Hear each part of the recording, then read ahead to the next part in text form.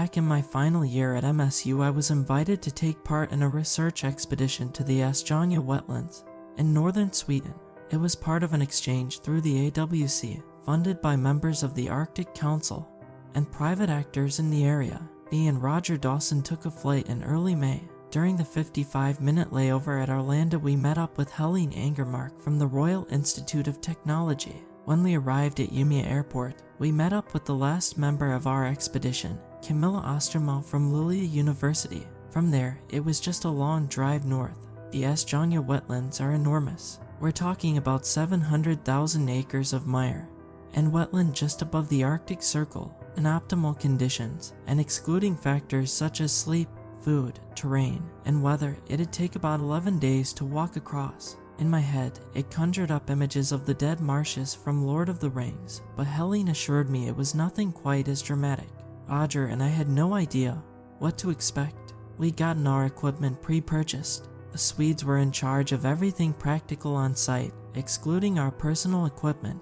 We were scheduled to spend 4 days in the actual mire, and 4 more days accounted for travel. And sure, we had wildlife and camping experience, but you can't prepare for something like the Arctic mires. May is a strange time in northern Sweden. While technically spring, it can still dip into sub-zero temperatures. The weather can range from blazing heat in the afternoon to frost in the early morning. So while we had a variety of clothes, we still had to be flexible enough to change throughout the day. There's no one thing fits all up there. The further north we drove, the more things started to look the same. Long stretches of road through the wilderness that seemed to go nowhere. Nothing but moss, undergrowth, and sprinkles of spindly trees. I was chewing on my last Slim Jim when Helene brought up her laptop. So we have 8 designated sites where we need to do some sampling, she said. But Camilla and I have been talking, and we think we ought to get at least one further in. They have to go a bit off-road to get some reliable results. When you talk about this, I asked. Data read the group chat, said Roger. I told you to get in on that. I'm in, I'm just not getting notifications. Then you're not in. I'm telling you, I'm in. Either way, said Helene. If we take a detour north after Site 3, we ought to get some reliable samples before we reach 4. It should work with your schedule. You're the locals, you got this, said Roger. I leave this to your judgment. We're not locals, said Camilla. I'm from Luleå, that's like a 4-hour drive. Stockholm is like a 12-hour drive from there. So we're going in blind. I asked. None of you've been there before. That's kind of the point. To get acquainted with it, said Camilla. To get something for the next group to compare when they do another expedition in 5 or so years. All about long-term cooperation, smiled Helene. Like it says on the website. Roger leaned over and patted me on the shoulder, holding up his phone. I just checked, and you're not in the group chat. We were stuck in that car all day. We reviewed our notes, plans, equipment, and route. Much of what spurred the expedition to begin with were reports of wildlife changes. The indigenous Sami people had moved their reindeer herds north, claiming that their animals were getting sick from the soil. There had also been reports of reduced fish population and increased bird migration in the southwest. We were there to measure possible toxins and soil changes to, if possible, determine a cause. But first, we needed samples, which was the meat of the expedition. There started to pop up little villages along the forest road. Well, maybe not villages, more like loose collections of houses within view of one another. Red houses with white corners and metal roofing. How anyone could live that isolated was beyond me. Still had great phone coverage though, somehow. We passed through a town with a name I won't even begin to pronounce or spell. Too many vowels. It was our last stop before we got to the wetlands, so we made sure to stock up. Camilla got us some extra batteries. When we finally arrived, it was dark. We'd been following a gravel road for the past 40 minutes. There were 6 houses in a semicircle along the road, one of which we'd rented for the night. The rest were abandoned. Camilla dragged her stuff in and collapsed on the living room couch. Helene took the downstairs guest room. There was a second bedroom upstairs with 3 smaller beds for me and Roger to occupy. I was asleep the moment my head hit the pillow. The following morning, it was all hands on deck. Helene was preparing sandwiches in the kitchen while Camilla checked our equipment. All batteries charged, all containers properly marked and sorted. She was meticulous, and at 5:30 a.m., we were ready to go. I took a moment to soak up the atmosphere. The smells felt alien, yet familiar. The air was buzzing with insects, and I could hear nesting birds in every direction, despite the four of us being the only people in the area for miles and miles. It felt very much alive.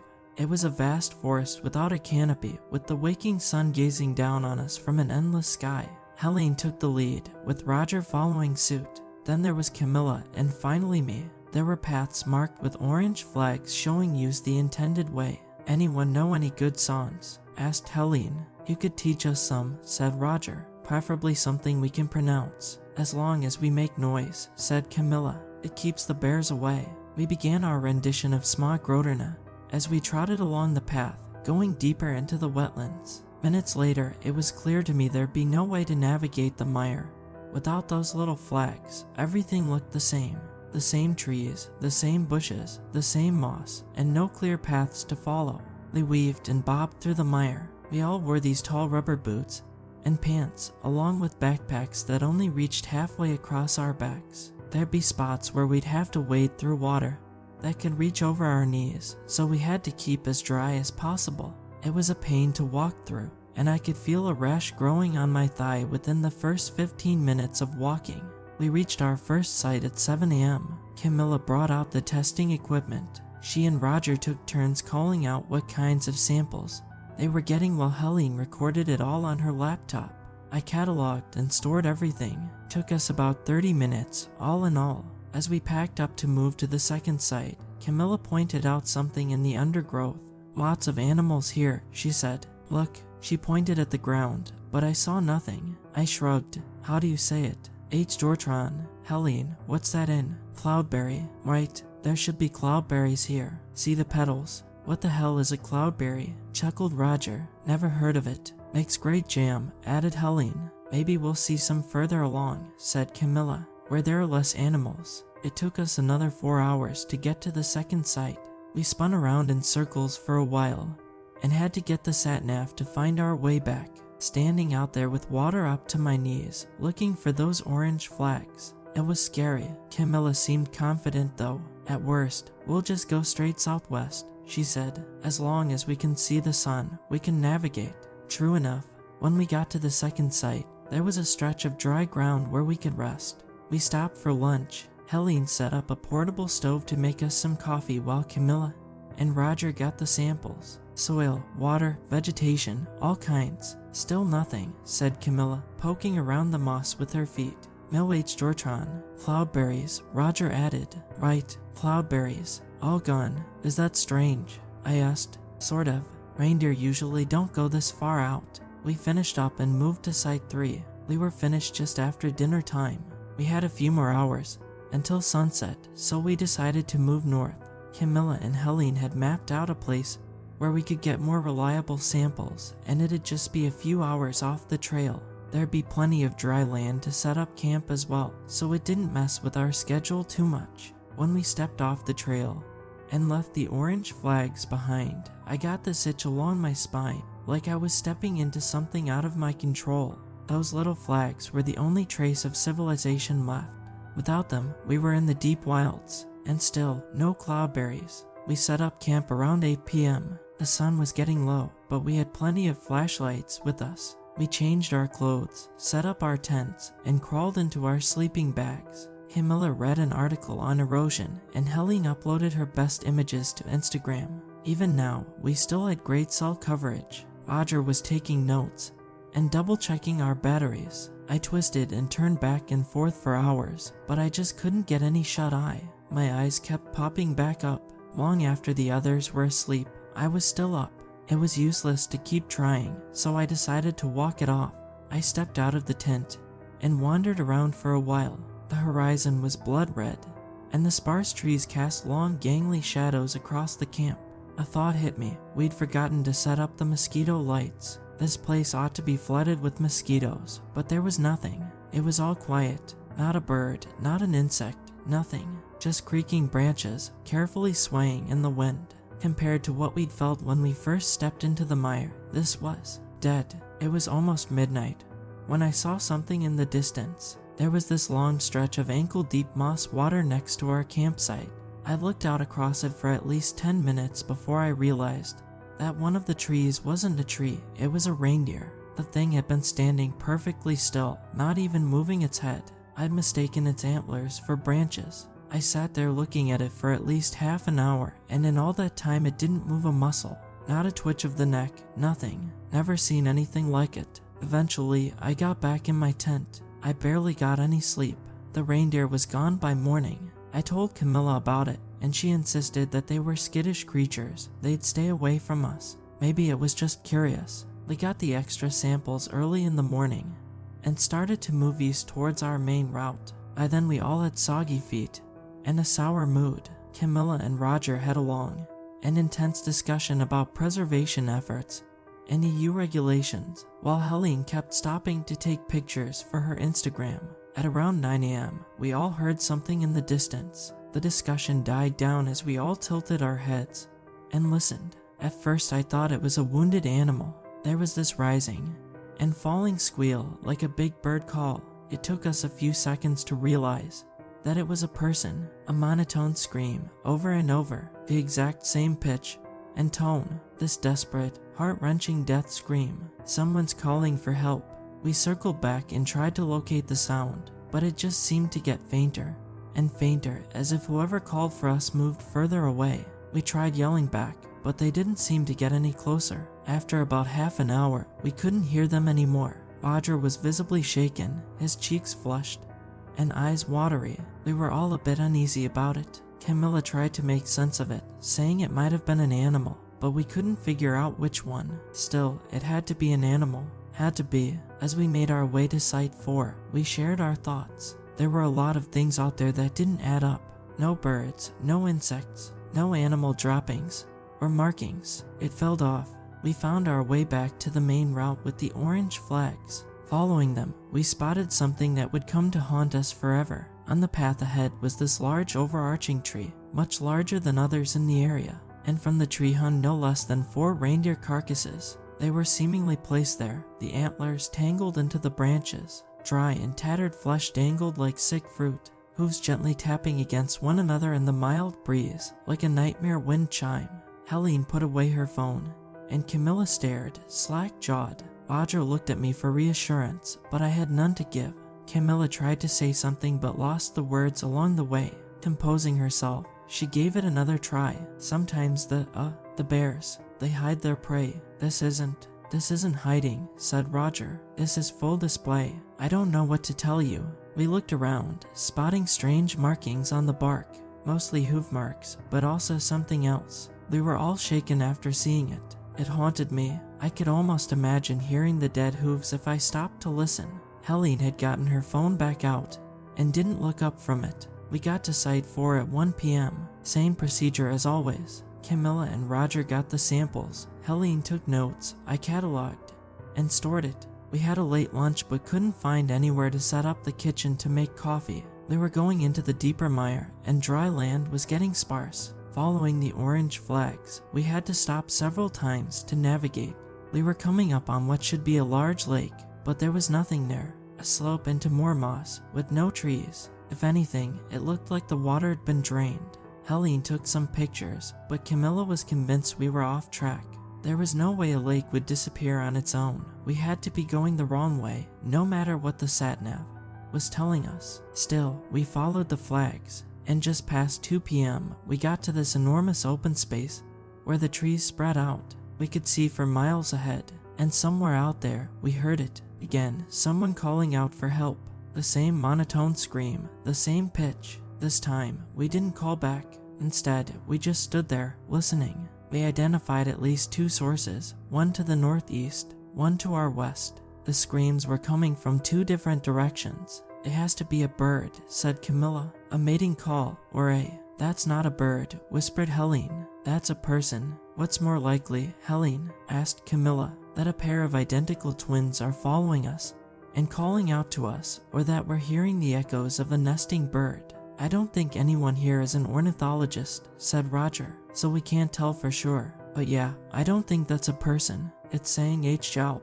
Birds can't pronounce L or P. Say what you want, But that's something else. We went through Site 5 and stopped for the night halfway to Site 6. I was getting nervous. I kept imagining that repeated call for help out in the mire. I thought I saw antlers among the dead trees a few times. I was getting paranoid. Site 6 was our furthest point before we started to circle back, but this was dangerous territory. One sprained ankle could mean aborting this whole expedition. The orange flags had stopped some time ago. They didn't reach across our whole route. They were on our own from this point forward. Camilla was confident though, and with only 3 more sites to go we were ahead of schedule. There was barely enough dry land for us to set up our tents, but we made it work. The ground was moist, and I had a puddle of something cold next to my feet. It was uncomfortable, to say the least. I collapsed into an uneasy but welcome sleep. Roger gently shook me awake sometime.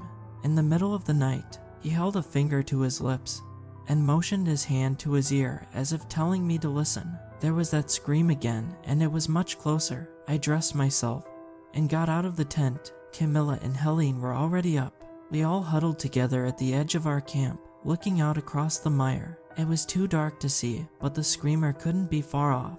Camilla held up her flashlight and gave us a nod. We nodded back.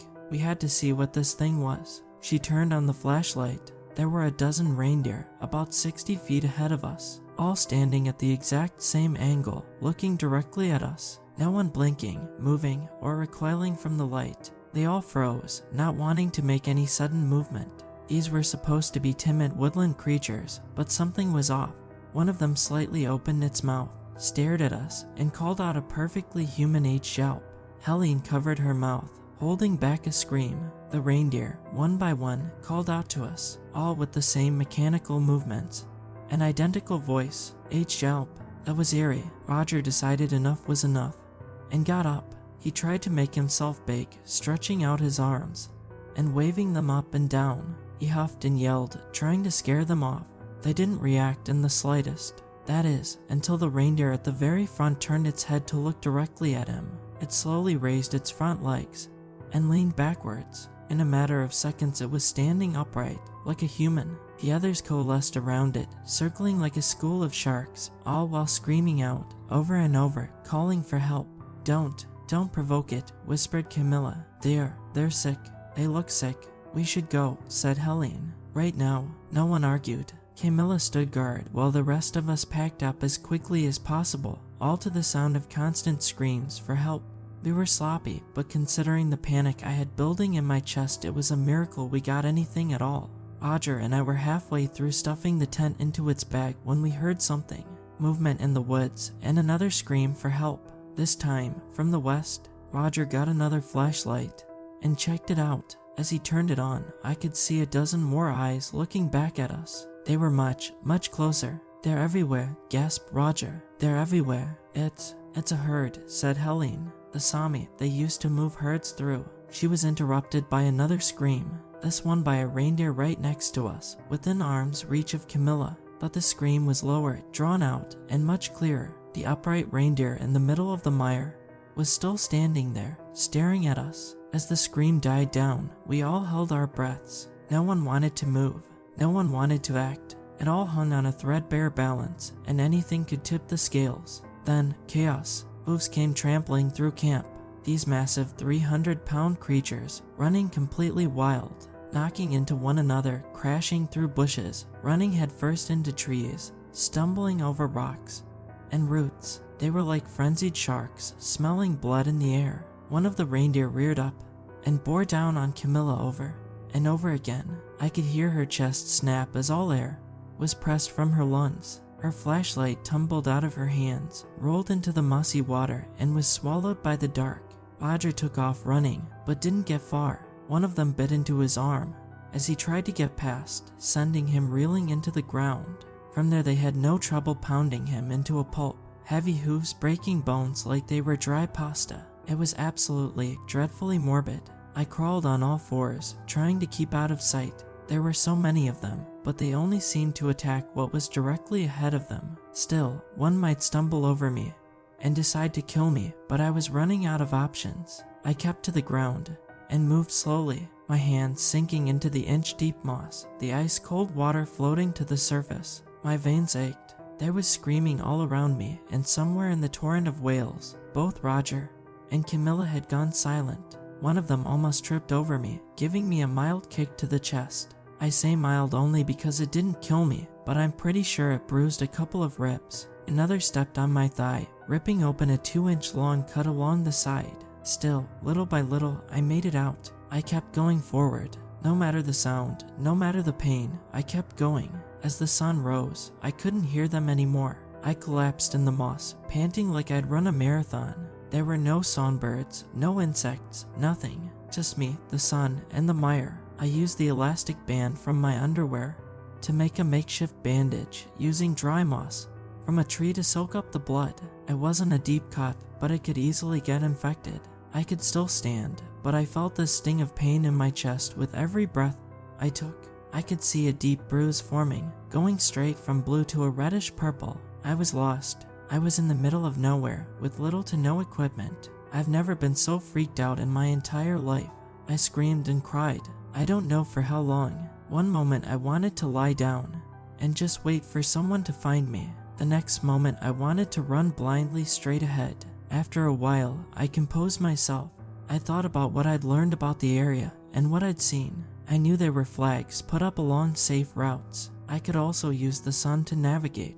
If I went straight southwest, I should stumble upon the flags again. From there, I'd just have to follow them. I'd either pop back out where we started or on the other side of the wetlands. Still, either way would be a long walk, and there were no guarantees that I'd make it. But I had to try. I tried not to think, not to reflect. I focused on the road ahead and the position of the sun. Everything else was secondary. But every flash of what happened that night felt like a cut in my stomach. The way Camilla's flashlight disappeared. Audrey's scream with that first bite. The only one I couldn't account for was Helene. I hoped against hope that she got out, but she had the same idea as me. Maybe I'd meet her down the line. If not, I could tell the police there was at least one person unaccounted for. They'd have to send a rescue party. I must have walked for hours. It is surreal to walk in a space where all you hear is yourself.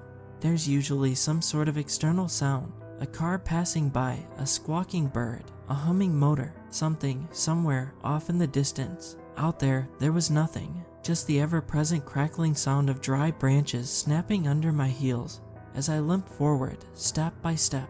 I lost all concept of time and swayed back and forth between single-minded purpose and scatterbrained despair. But in a moment of clarity, I stopped to listen. The screams again. They were ahead of me, so they weren't following. They were merely in the area. I flinched as I saw branches move in the wind. My reptile brain thought they were antlers. I hunkered down and listened. Helene, this scream wasn't like the others. It wasn't the same sound, over and over. They were different and irregular. She wasn't screaming for help, but in pain. She was alive. Now, I had two choices. I could try and keep moving until I found the flags and just hope to get out somehow, or I could try to find Helene and her things. She had the sat-nav. Last time I checked, it was a battle between my instincts and my reasoning. I'd be putting myself in danger either way, but if I could help her in any way, I had to try. At the very least, I could try to fetch some supplies. I followed Helene screaming. She was heading straight north, deeper into the mire. She was on the move. Slowly but surely, I measured the distance. After a while, she stopped screaming. I figured she'd passed out. It took me about an hour of searching before I found something. There was a young tree that had been stripped of leaves and covered in blood, like someone had grabbed the bottom of it and dragged their hand along it. There were clear red stains across the leaves. There was no trail to follow, but I could hear something moving to the north. Maybe more reindeer. Maybe Helene. The ground started to get muddy. There were reeds drying in the sun. I could hear screaming in the distance. Not like Helene, not like a person, just those creatures, pretending to be people. But there were more of them now, so many more. I could hear dozens of them, screaming back and forth, screaming for help. I pushed on. I had to see, to know. There was something up ahead, and I needed answers. There was a small hill, and after that, a sudden drop. I crouched at the edge, looking down. There was this dried-out lake with a deep crack in the ground going down the middle, revealing parts of a dark underground cave through the mud and debris. I could smell the moss drying in the sun. It must have been midday by then, and the sun was casting harsh shadows across the mire. There were hundreds of reindeer, hundreds, some standing up, others shuffling along on all fours, all moving in a circle around the crack in the ground where something massive moved. Some of the reindeer were dragging things along, pieces of flesh, dead birds, and fish. I could have sworn one of them was dragging parts of Camilla's tent. They were neatly lined up and took turns dumping whatever prize they had into the crevice. Those who had nothing to contribute stayed on the sidelines, eating. Everything looked so different in this light. I could have sworn most of the moss and flowers they ate looked strangely blue. And there, among the debris, was Helene. Her unconscious body was being unceremoniously dragged through the mud and dumped in front of the crevice. I could see her head moving, struggling to regain consciousness. I could see her mouth moving, but there was no way to hear her over the wailing screams of the creatures. But for a short moment, I could have sworn she saw me. Just a moment of recognition. Then, without a sound, something emerged from the crevice. A long bone-white hand, large enough to wrap its fingers across her chest, carefully dragging her into the dark. For a moment, the reindeer got quiet. An awful crunch echoed through the makeshift clearing, and seconds later, the reindeer made a new sound. This time, in Helene's voice, a tired, barely conscious voice. "Come down," it said. "Help me." These 4 words were repeated over and over by all of them, in her voice, in all constellations and combinations. "Come help, help come, down, help, help down." The horrid screams, replaced by a dying whisper, a whisper intended for me. I was too afraid to move. I stayed there, looking down. Every now and then, that large bone-white arm would emerge, sometimes to put away something inedible, sometimes to grab hold of a reindeer to drag into the deep. At one point, a white finger touched the forehead of a reindeer, making it stand up on its hind legs like a humanoid. Those who stood up seemed to be of great importance, as the others circled them. But there was no one to save, and there was nothing left for me to gather. All that was left was for me to leave, and never look back. I kept going south. Every now and then, I'd hear them, a whisper of "come help me" making its way through the sparse vegetation. Come help, help me." These things were everywhere, and they were looking for me. Reindeer have a great sense of smell, so I took a short dip in stale lake water to hide my smell. My leg would definitely get infected. I limped my way through the undergrowth, stopping only to listen for clues on what paths to avoid. By nightfall, I still hadn't found any flags. My leg was in such a burning pain that I couldn't lean on it anymore, and my muscles ached. I was constantly out of breath, not wanting to draw too much air into my lungs, but I had to keep going. There was a good chance that I'd die out there if I had to spend the night in the open. Temperatures could easily dip into freezing. Once the blood-red sunset started to gleam in the distance, I knew I was short on time. My hands were shaking, and I could barely stand. I could barely move. Everything in me wanted to just sit down and hope for everything to be okay in the morning. It was so easy to trick myself into doing so, but I just kept going. I stopped. There was something up ahead. I caught a glimpse of eyes, reflecting the setting sun. For a moment, they locked onto me, and a second later, it burst into a sprint. I thought I was done for. I had no fight left in me. I turned to run, but I only made it a few steps before I tripped. Then, a gunshot. The reindeer collapsed next to me, those big black eyes meeting mine. It struggled to breathe. "Help, help me," it whispered in Helene's voice. "Come down, come help me, come." It didn't understand what it was saying. It was just noise. But there was something there, and as that reindeer opened its mouth to speak again, I caught a glimpse of it. Something thin and bone-white lingering far down its throat. Something vaguely humanoid. A second pair of eyes, looking up. Then another gunshot. I was blinded by a flashlight. There were 3 men, all speaking Swedish, all dressed in some kind of logging company jackets with trucker caps. They all had these yellow reflexive vests on them. I told them I didn't understand, and they changed to heavily accented English. "British, American," one of them asked. "American," I said.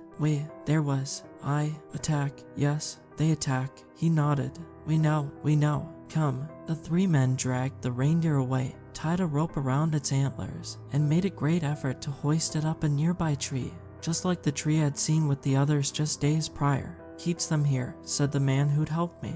"Like a grants, Lorde, like a warning," I added. "Yes, like a warning." He nodded. "They understand." We looked up at the dead body hanging from the tree. They, smarter, here, no more. I was taken back to their base camp. About 8 people living in caravans. They gave me fresh clothes, hot dogs, beer, and warmed me up by the fire. They disinfected my thigh and stitched me up.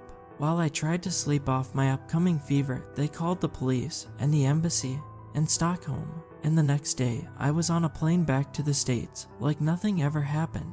The aftermath has been pretty much nothing. It was classified as an animal attack and dismissed.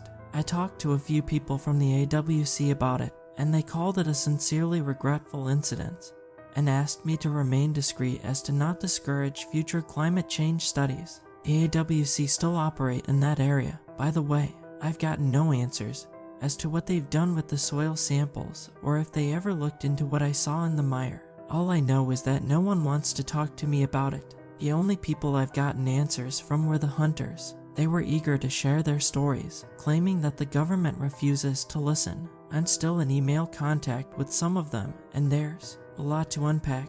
But in short, there was a quake in the mire. Something came out of the lake. It did something to the wildlife in the area. It stole hundreds of reindeer from local Sami herds. It seems to be expanding, stopping only where it finds immediate and violent resistance. And over time, it seems to learn. This was some time ago, and I don't feel comfortable revealing the entire timeline. I don't want to give anyone more reason to silence me, but I know this is bound to happen again. Something similar happened in West Virginia back in 2013. A lake drained in Greenbrier Valley, and then all hell broke loose. It's only a matter of time before it happens somewhere more public. And when it does, remember, it seems to learn.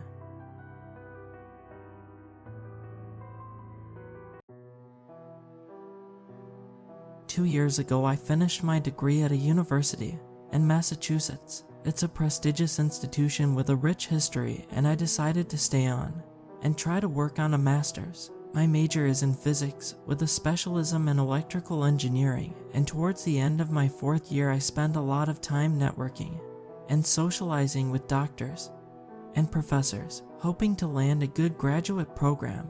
Now a few decades ago, some bright spark who had somehow got himself to be university president decided that administration would be much easier if the departments were alphabetized rather than grouped by faculty. He reorganized half the campus before the end of his tenure. He left physics in place, since the building has had significant work to be suitable for the subject. And now, physics is next to psychology, parapsychology, and paranormal studies. Go figure, this meant that the cafeteria minutes walk from the physics building also serves those other departments, and it can often be hard to discern somebody's subject by looking. At least, that's my excuse for when I met Dr. Caruso. I got chatting to him in the line for lunch and mentioned that I was an electrical engineer looking for a master's supervisor. Caruso's eyes lit up. He was a tall man, thin and wiry. He claimed to be a Bostonian Italian, but he had no accent, and I doubt he could have pointed to Italy on a map. He told me he had a project he was working on, a new type of battery, and he really needed an electrical engineer to help him. He even had a budget that would stretch to my entire tuition. I said yes almost immediately. He brought the paperwork to my lab the next day, and we signed. He wanted me to start right away, but I hadn't even finished my finals, and besides I wanted a break from studying. Reluctantly, he agreed that if he could send me over some specifications for me to think through, he could wait until August. So that's what I did. I really did want a break, but when me and a few friends took off to Europe for a couple of weeks after exams, I downloaded the specs to my tablet and ended up studying them a couple of hours most days, sometimes in our hostel room, sometimes by a pool or a cafe. What Caruso wanted was mostly very sensible, unusual, but logical. Essentially, it was a way of collecting energy from work, converting it into electric current, and storing it in a battery. What made it weird was that he wanted to collect energy from a large number of tiny fluctuations, and those fluctuations were varied. Normally you would choose one, convert the motion of a fluid with a turbine, extract work from a heat differential with a Stirling engine, convert pressure into electrical current via the piezoelectric effect, and so on. Caruso wanted all of these, and more, but in a tiny package an inch or two across. Essentially, it looked like he was trying to squeeze every last bit of available energy out of the environment at microscale, but with the capability of scaling up to an arbitrary size. While I was on holiday, I was determined not to call Caruso or even email him. I still managed to fill 3 notebooks of diagrams and calculations before I got back to the US in the middle of August. So excited was I to get working on this project.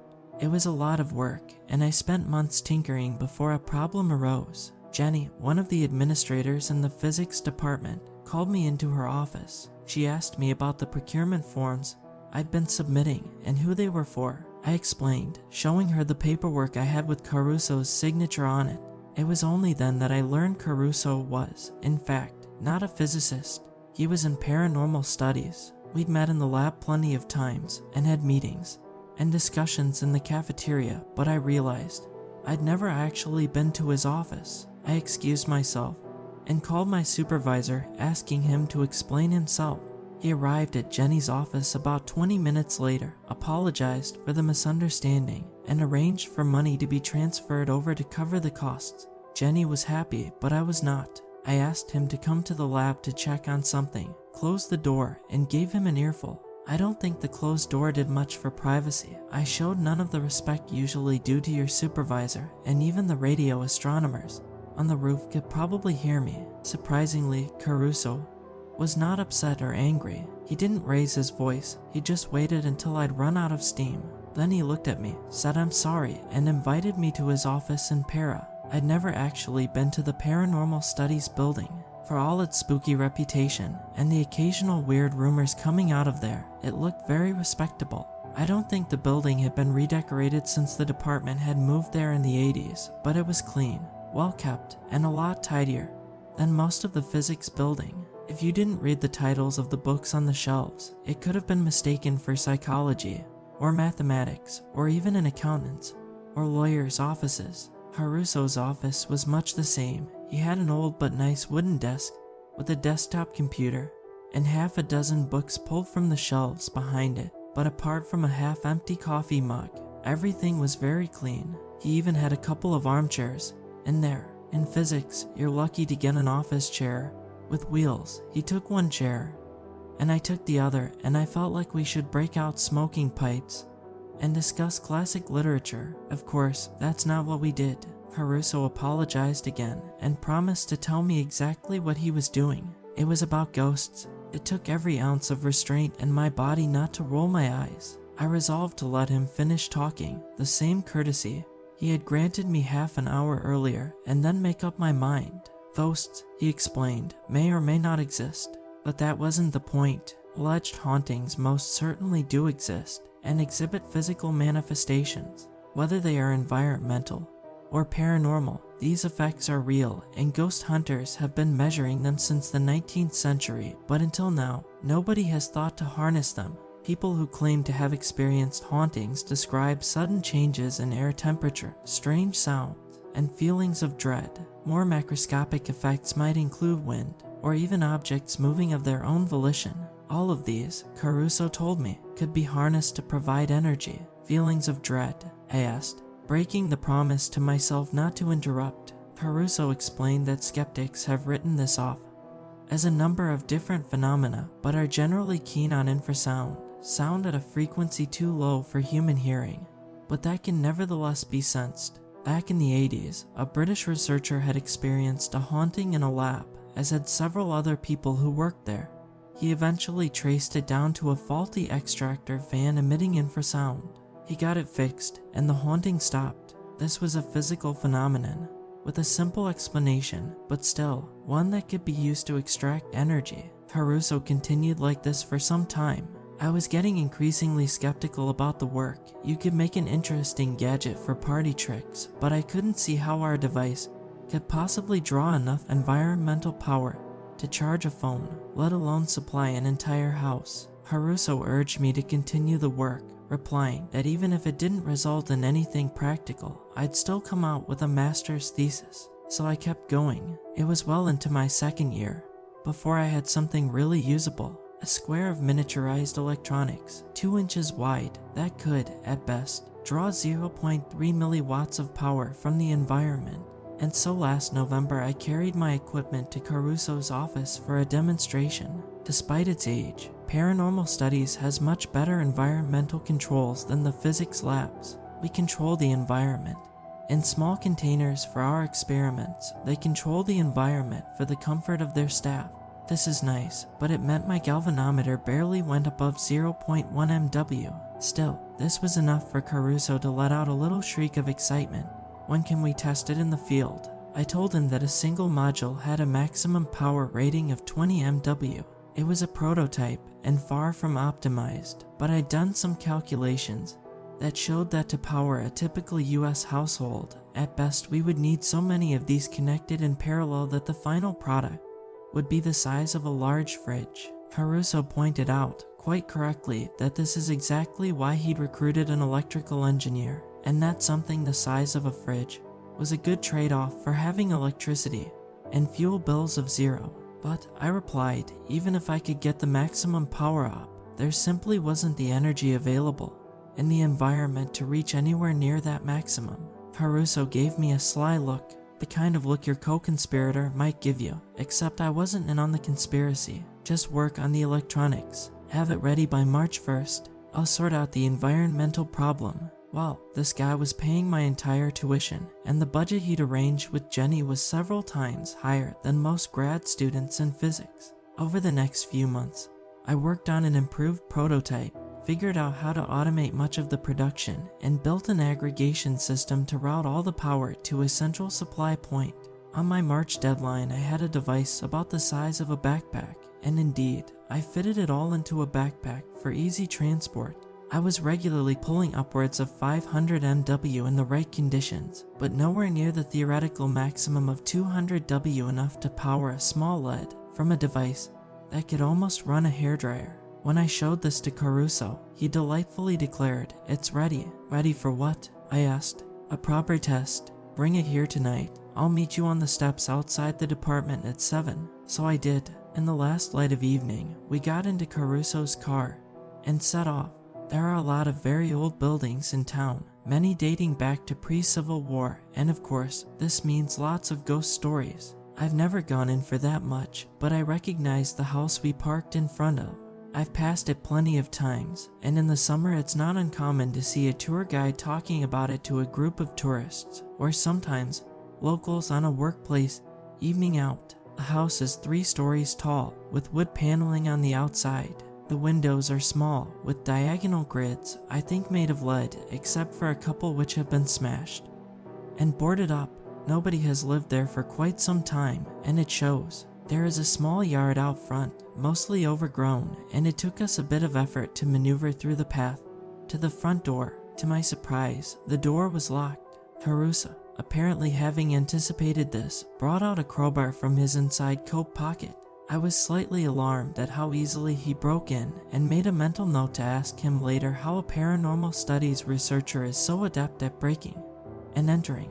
But right now I had another burning question. "You actually want us to draw power from a haunted house?" "Well," he said, pushing the busted door open, "we don't know that it's haunted, but we do know that several people have reported strange disturbances. Do you know the history of this place?" I confessed that I didn't. In the 1780s, a wealthy family lived here. They made their living from insuring ships engaged in the transatlantic slave trade. Supposedly, the daughter objected, finding her father's trade unconscionable. A neighbor's diary records some of the loud arguments he overheard, often lasting for hours. Then one day, the daughter died, just 17 years old. The cause of death was officially recorded as typhus, but neighbors record that there was a particularly angry exchange between father and daughter, her voice raised more than you'd expect from a person dying of fever. When they brought her body out of the house, there were several bystanders watching, some of whom claimed they saw blood on her clothes and knife wounds in her chest. They were inside at this point, looking around a dimly lit hallway. Caruso lit an electric lamp. The well-to-do back then had little enjoyed more than gossip, and the family quickly got a reputation. The father had murdered his daughter, the mother was in on it, that sort of thing. We'll never know exactly what happened, but we do know that a year later, on the anniversary of her daughter's death, the mother hung herself. Haruso pointed to the landing above us. Just there. This is exactly why I never joined those tour groups. I hate this stuff. The couple had 2 children, with the daughter and mother gone. The father and son were alone in the house. Things got strained. Apparently the son blamed his father for both of the deaths, and their arguments often turned physical. The boy, about 14 at the time, was often seen hiding his face to try to cover the bruises. This went on for about a year. He paused for a second. Exactly a year. 1 year after the mother hung herself. 2 years after the daughter died mysteriously, a fire started in the house. The building was gutted, and by the time they managed to put the fire out, the father was dead. They never found the boy. Haruso had also brought a backpack with him, and now he was carefully laying out its contents. He had crystals, chalk, feathers, salt, all sorts of rubbish you might find in a New Age shop. He seemed to be arranging them in some sort of pattern, and when he was done, he started drawing shapes on the wooden floor with the chalk. This clearly needed some concentration, but that only slowed his speech. He continued, "This is a good location, and the shell of the house that remained was reasonably sturdy. So years later, somebody bought the site from the estate, some grandniece, I think, who lived in Boston, and rebuilt it, more or less brick for brick, plank for plank. They came from out of town, New York I think, so they weren't aware of the history, only that there had been a fire. They were a family of 6, it's a big house, 3 daughters, and 1 son. Very pleasant, by all accounts. The children were young, and went to school locally. Their teachers are on record saying they had concerns. He left the house then. I walked around the ground floor. There were minimal facilities, a kitchen, dining room and living room, but no furniture. I saw a few electrical outlets, 2 per room, with decaying and yellowing plastic. I doubt any of them worked. Haruso returned with several waist-height candlesticks. Where was I? He placed the sticks in a neat circle. Oh, right, the kids. So written records from the school say that the children were weird. They always looked tired and complained that they couldn't sleep. Apparently the younger girls drew frightening faces, and the boy told his teacher that he didn't like the women he lived with. The teacher asked if he meant his sisters or his mother, and he said no, it was the other women. They wouldn't let him sleep, and they told him everything was his fault. Eventually things came to a head. The girls' school told the parents their daughters had been frightening the other girls, and they wouldn't be welcome anymore. Back then, good schools were few and far between, and soon enough the family had packed up and gone back to New York, or wherever. He now began placing candles on the candlesticks. That was back in, I think, the 1860s. The house has changed hands a few times since then, but nobody has stayed more than a year or 2. It's been empty most of the time. The last people lived here in 1978, I think. They left without saying anything, but a reporter caught up with them in the 90s. They said that they heard crying every night, and their goldfish always died a few days after they bought them. Even squatters and homeless people stay away these days. The house was unheated and poorly insulated on that spring evening. Maybe that's why a chill ran through my body. Maybe that's why I got goosebumps. And that whispering noise I thought I heard, well, it's not like those old walls were any good at keeping the wind out, right? Haruso stood back from his handiwork and actually rubbed his hands together. It's ready. Ready for what? I asked, already knowing the answer. He gave me a look like I was stupid. So I brought the micro power plant out of my backpack and set it up in the center of the arcane construction he'd built. It was full dark outside by now, and it took half an hour to adjust the various settings on my equipment. While I'd been setting it up, Haruso had pulled out 2 oil-fired storm lanterns and set them up either side of his ridiculous ghost apparatus. He turned the electric lamp off. This made sense, as my galvanometer was sensitive enough to read the electromagnetic field of the lamp if he moved it. He turned his phone off, and I did the same. There was just enough light to read the display. For a long time it varied between about 300 and 500 MW, about average for my tests. We sat there watching it for about an hour before it started to rise. 600, 700, 800 MW, that was the highest I'd ever recorded. And it went further. Over just a couple of minutes, I watched as the reading increased. 900, 1000, 1100 MW. I heard a sound. I'd never heard anything like it, and I haven't in the months since, except in my nightmares. It was like a gale of wind, filled with whispers, almost intelligible, the sort of sound where you know it makes sense, but you can't quite figure it out yourself. And above it, a shrill scream of terror, though whether the sound was the result or the cause of terror, I can't say. My blood ran cold, and I felt my feet rooted to the spot. I had just enough wherewithal left in me to look at the display. It was stable now, 2,800 MW. This was almost exciting enough for me to ignore the sounds, which were surely just the wind rushing through the upper floors above us, and I may have been able to calm myself had I not witnessed what happened next. The candles flickered. I distinctly remembered that they all rose up and blew outwards, away from the center, and in the middle of them was a face, a woman's face, but about twice as big as a face should be, and it was clear that the screaming was coming from her. The candles and the storm lanterns blew out. I could see nothing. Seconds earlier, my fight-flight-freeze instincts had settled on freeze. Now they switched modes. I turned and ran for the door. It was only a few feet behind me, and despite the pitch darkness, I found it and pushed it open, only to remember that it opened inwards. Panic rising in my guts, I fumbled for the door handle for what felt like an eternity, grasped it, yanked open the door, and tumbled out into the path. I ran to the end of the street before I dared look back. Caruso was there, calmly walking to his car, with my device in his hands. He got in and turned the engine on, dazzling me with his bright headlights, and drove my way. When he reached me, he opened the passenger window. Need a lift? I have no idea how he was so calm. I just wanted to run far, far away. My legs were like jelly, though, and I didn't think I could even make it all the way home. Caruso dropped me off, said he'd call me tomorrow, and headed away into the darkness. I didn't go into the lab the next morning. I had barely had any sleep, and really didn't want to talk about it, but around 10, Caruso called me. I refused to go in, so he invited himself round to mine. I wish I'd walked home, rather than let him know where I live. I almost didn't open the door when he arrived. I led him into the hallway, but no further. He was very excited, speaking rapidly, and more energetic than I've ever seen him before. When he started talking about returning, I told him point blank that I was out. There was no way I was ever stepping foot in that house again, and he could stick his power plant. Well, you get the idea. Money isn't everything. Remember that? No matter how much somebody wants to pay you, some things are just not worth it.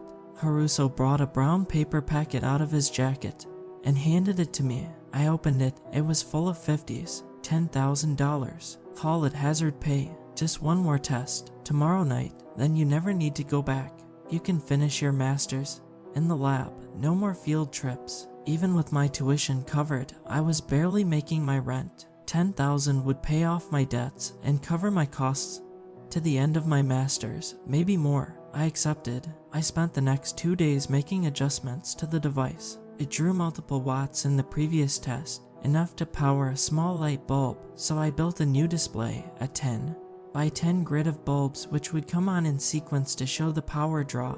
One bulb would be 2W, and all 100 would be the maximum 200W.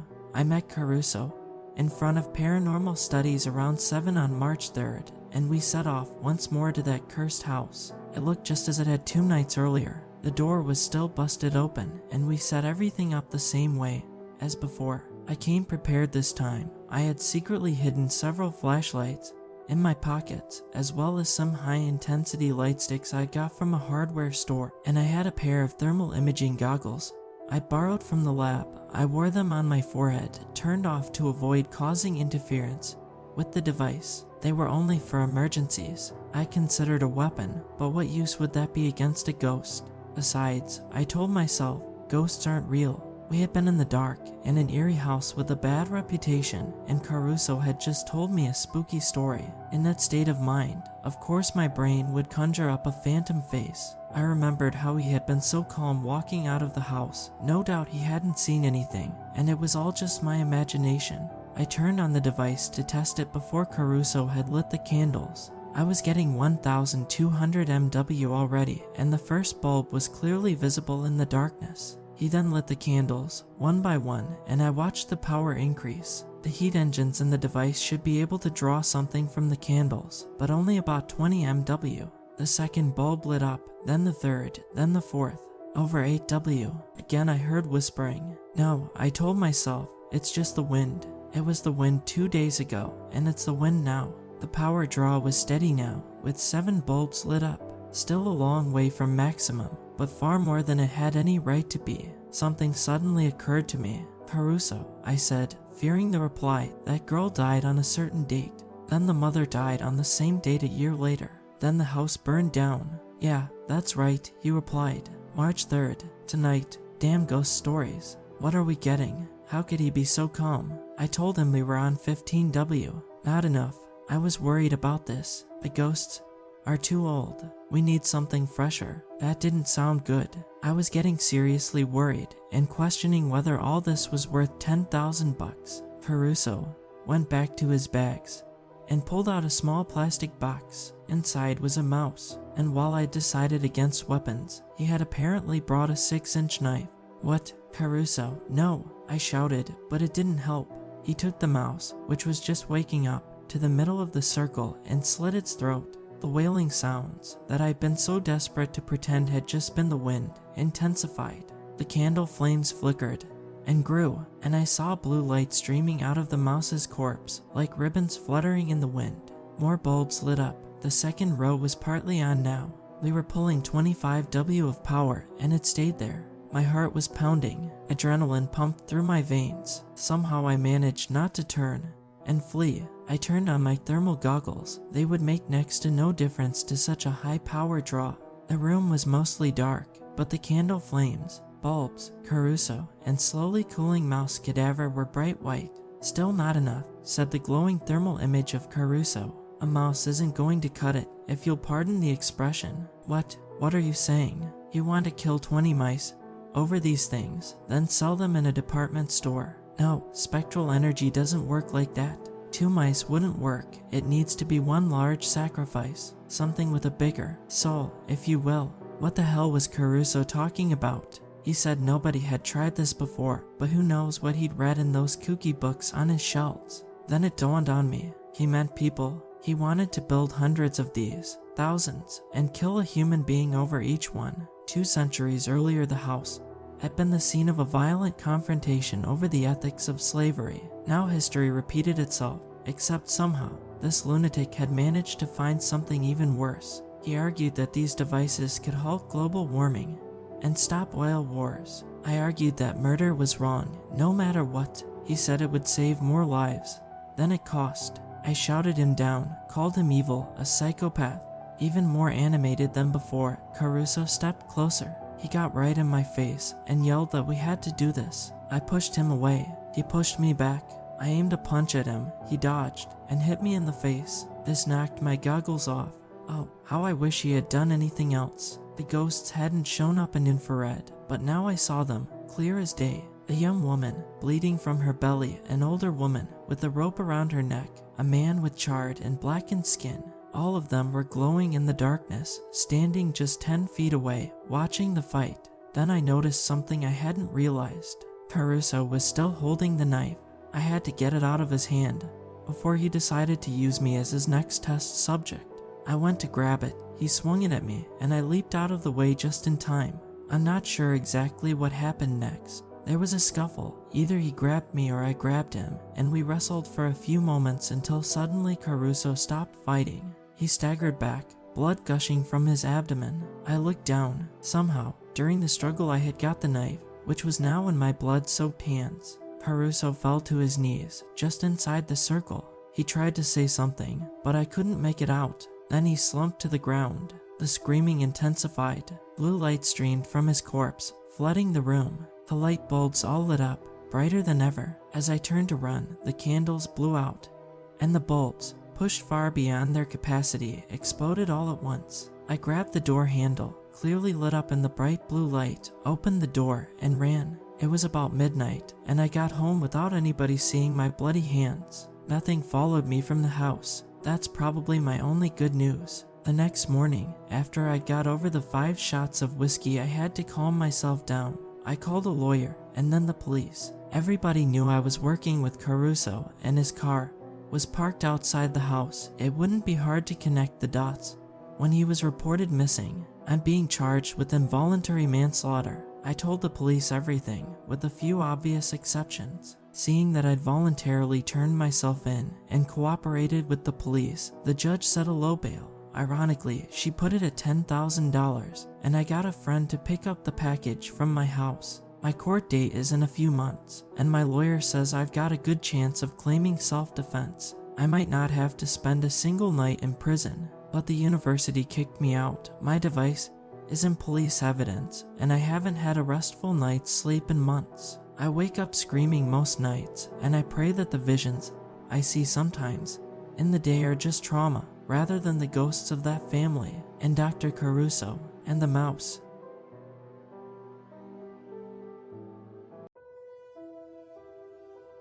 The forest was a dark tangle of twisted branches and undergrowth. Even with my flashlight, I could barely see where I was going. And yet, however frightening my trip through the woods had been, it was nothing compared to the dread I felt standing in the shadow of that old house. It rose up in front of me, a wall of pitch black set against the blue, moonlit sky. 2 months ago, I would have never imagined myself trudging through the wilderness at night. I worked in an office in the city and spent my free time either watching TV or getting mimosas with friends. My life was boring, pampered, and pointless, and I preferred it that way. Everything changed when I got a text from Martin, an old friend of mine. I hadn't spoken to him in years. They were close once, back in college, but life had taken us in different directions. His text read, "Found the house. It's actually real. Wanna go see it?" Attached to the message were several photos of an abandoned mansion in the middle of the woods. Its facade was weathered and rotten. Several of the banisters leading up to the front porch were torn away, and most of its windows had long since been busted out. Still, I recognized it as the house Martin had shown me all those years ago. We had a mutual fascination with the supernatural. It started off with a common love for old horror movies, but quickly blossomed into a passion for the real thing. Ghosts, UFOs, the paranormal. It was a hobby of ours. Martin and I would scour the internet for tales of haunted houses and cryptid sightings. Whenever we shared a day off, we'd go explore a new location together. It was fun for a while, but eventually the charm wore off, at least for me. We never saw anything, never found any evidence. In time, I came to realize it was all nonsense, just silly ghost stories. Martin managed to stick to it longer than I did. He kept on searching for new places to explore. It went from being a hobby to his obsession. He even started going to locations by himself. After about a month of not seeing each other, we met at a local bar one night. Martin's face was bruised, and his right hand was wrapped in gauze. He told me that on his last outing he had fallen through the floor of an old hospital. Seeing Martin like that made me feel guilty for letting him go off on his own. I suppose that's how he managed to talk me into joining him for one final adventure. The place Martin had in mind was called the Thompson House, though in the darker corners of the internet it was dubbed the Night House. A collection of articles dating back to the 19th century told tales of people going into the house and never coming out again. Supposedly, a palpable sense of terror hung over the nearby woods, and witnesses claimed to have seen a dark shape emerge from the top floor just before sunset. Tales varied wildly on exactly where the house was, so just finding it turned out to be quite the challenge. It took a couple months of digging and guesswork before Martin formed a vague idea of how to get there. Once we finally had a destination, we set off. After a few hours on the interstate, we exited onto a 2-lane highway that brought us to a small town called Edgington. The place had seen better days. Even the local gas station looked like it was about to cave in on itself. Martin wanted to stop and ask about the Thompson House. I half expected the clerk to ominously warn us not to go there. Instead, she had no idea what we were talking about. She perked up when Martin mentioned a house in the woods. "Oh yeah," she said, "there's a place like that down by the blacktop, off of Shepherd's Road." This confirmed Martin's earlier research concerning the location of the house. It took a while to find the blacktop, and even longer to find Shepherd's Road. Pavement gave way to gravel, which eventually turned to dirt, then mud. It had been sprinkling all day, and as the sun went over the horizon it broke into a full downpour. The prospect of getting stuck on a back road during a rainstorm was enough to convince me to give up, and since I was driving, Martin was forced to surrender too. It took us another hour just to find our way back. Honestly, I was glad we were going home. I didn't relish the idea of stumbling around a derelict house in the middle of the night. Martin and I drifted apart after that, like people do. Eventually, he dropped out and moved back to his home state. That was the last I heard from him until I got his text 2 months ago. One part of me wanted to go with Martin, for old time's sake, to recapture a fun moment from my college days, and to reconnect with an old friend. But the part of me that texted Martin back said, no. He didn't respond after that, and I can't blame him. Turning down his offer pretty much severed whatever bond we once had. A month later, the police showed up at my house. Martin was missing. They found his cell phone, saw the text he sent to me, and were wondering if I knew anything that could help. By the time another month went by, Martin's trail had gone cold. The cops actually tried to locate the Thompson house, but had even less success finding it than we did. I realized that if anyone was going to find the place, it would have to be me. I had been in the area, and I had seen Martin's original directions. Another factor in my decision was the guilt I felt for turning Martin's invitation down. Twice I had abandoned him, and twice it had led to disaster. So, I took some time off and set about retracing my steps from all those years ago. Around 6 I reached Edgington. It was completely abandoned. I almost drove right past Shepherd's Road. The sign marking it was rusted so badly it was barely legible. Beyond that point, the roads were so overgrown they had almost vanished entirely. Still, I felt like I was on the right track. Martin's old directions seemed to be holding somewhat true. Eventually, I couldn't drive any farther. If I wanted to keep going, I'd have to go on foot. Twilight had fully set in by that point, and if I had any sense I would have turned around and tried again in the morning. But I was feeling far too stupid for that. Instead, I grabbed my flashlight and went traipsing off into the woods. The moon was already halfway across the sky by the time I found myself under the looming silhouette of the night house. I'm not exaggerating when I say it filled me with terror, and I honestly can't pinpoint why. There was just something about the place that didn't seem right. Finally, I mustered the courage to make my way up to the front door. It was ornate, with an old knocker hanging loosely at eye level. I reached for the knob and turned. The hinges on the door made a thematically appropriate screech as it swung open. It was pitch black inside. A musty odor hung in the air. The floorboards creaked with each step I took as I slowly made my way forward. Once my eyes had adjusted, I could make out more of the interior. It was ruined and decaying, devoid of any furniture or decorations. Large chunks of plaster had cracked and fallen off, revealing the rotting skeleton of the house underneath. The deeper I delved into the night house, the more sinister it became. It was as though darkness clung to every surface. Even my flashlight couldn't penetrate the gloom entirely. In certain spots, the shadows grew so thick they formed into a tar-like resin. The stuff reminded me of moist spider webs, stretching from the floor to the ceiling in tangled black strands. Surely there was a rational explanation for what I was seeing. Maybe it was some kind of mold or water damage. The threat of exposing myself to airborne toxins should have been enough to make me turn back. Instead, I kept going, winding through a maze of rooms, halls, and twisting stairways. Eventually, I came upon a large pillar. It was made out of stone, starkly contrasted with the wooden architecture found throughout the rest of the house. The air around it was soupy and foul, and the darkness was so palpable you could almost cut it with a knife. I don't know how, but I instinctively knew this was the center of the house, the foundation upon which the rest of it was built. It's difficult to describe, but the surface of the pillar swirled, as though it was only partially solid. Symbols formed in the dim light, dancing in front of me before vanishing again. I couldn't make any sense out of them though, and honestly I didn't want to. This was no trick of the light. Something genuinely paranormal was happening right in front of me, and I wanted no part of it. As I turned to leave, my flashlight caught something in the corner of the room. It was a shoe attached to a leg. I ran the light all the way up to a pale face staring back at me. It was Martin. His eyes were a milky white, like the color had been drained out of them. At first I thought he was dead, but then I saw his lips moving, very slightly. Relief and anxiety hit me at the same time. Relief because Martin was alive, and anxiety because I had no idea how to get him out of there. When I went over to check on him, I managed to catch a little bit of what he was whispering. "Run," he muttered. "Get out before dawn, before it returns." I'm not sure if he was talking to me or babbling to himself. Either way, it was creepy as hell. Before I could do anything else, the atmosphere of the room suddenly changed. The air grew heavy and dense. Martin's vacant eyes widened. A look of fear washed over his face. I heard a low rumbling noise come up from behind me, followed by a gust of wind that nearly knocked me over. When I turned around to face whatever hit me, I saw that the pillar had vanished.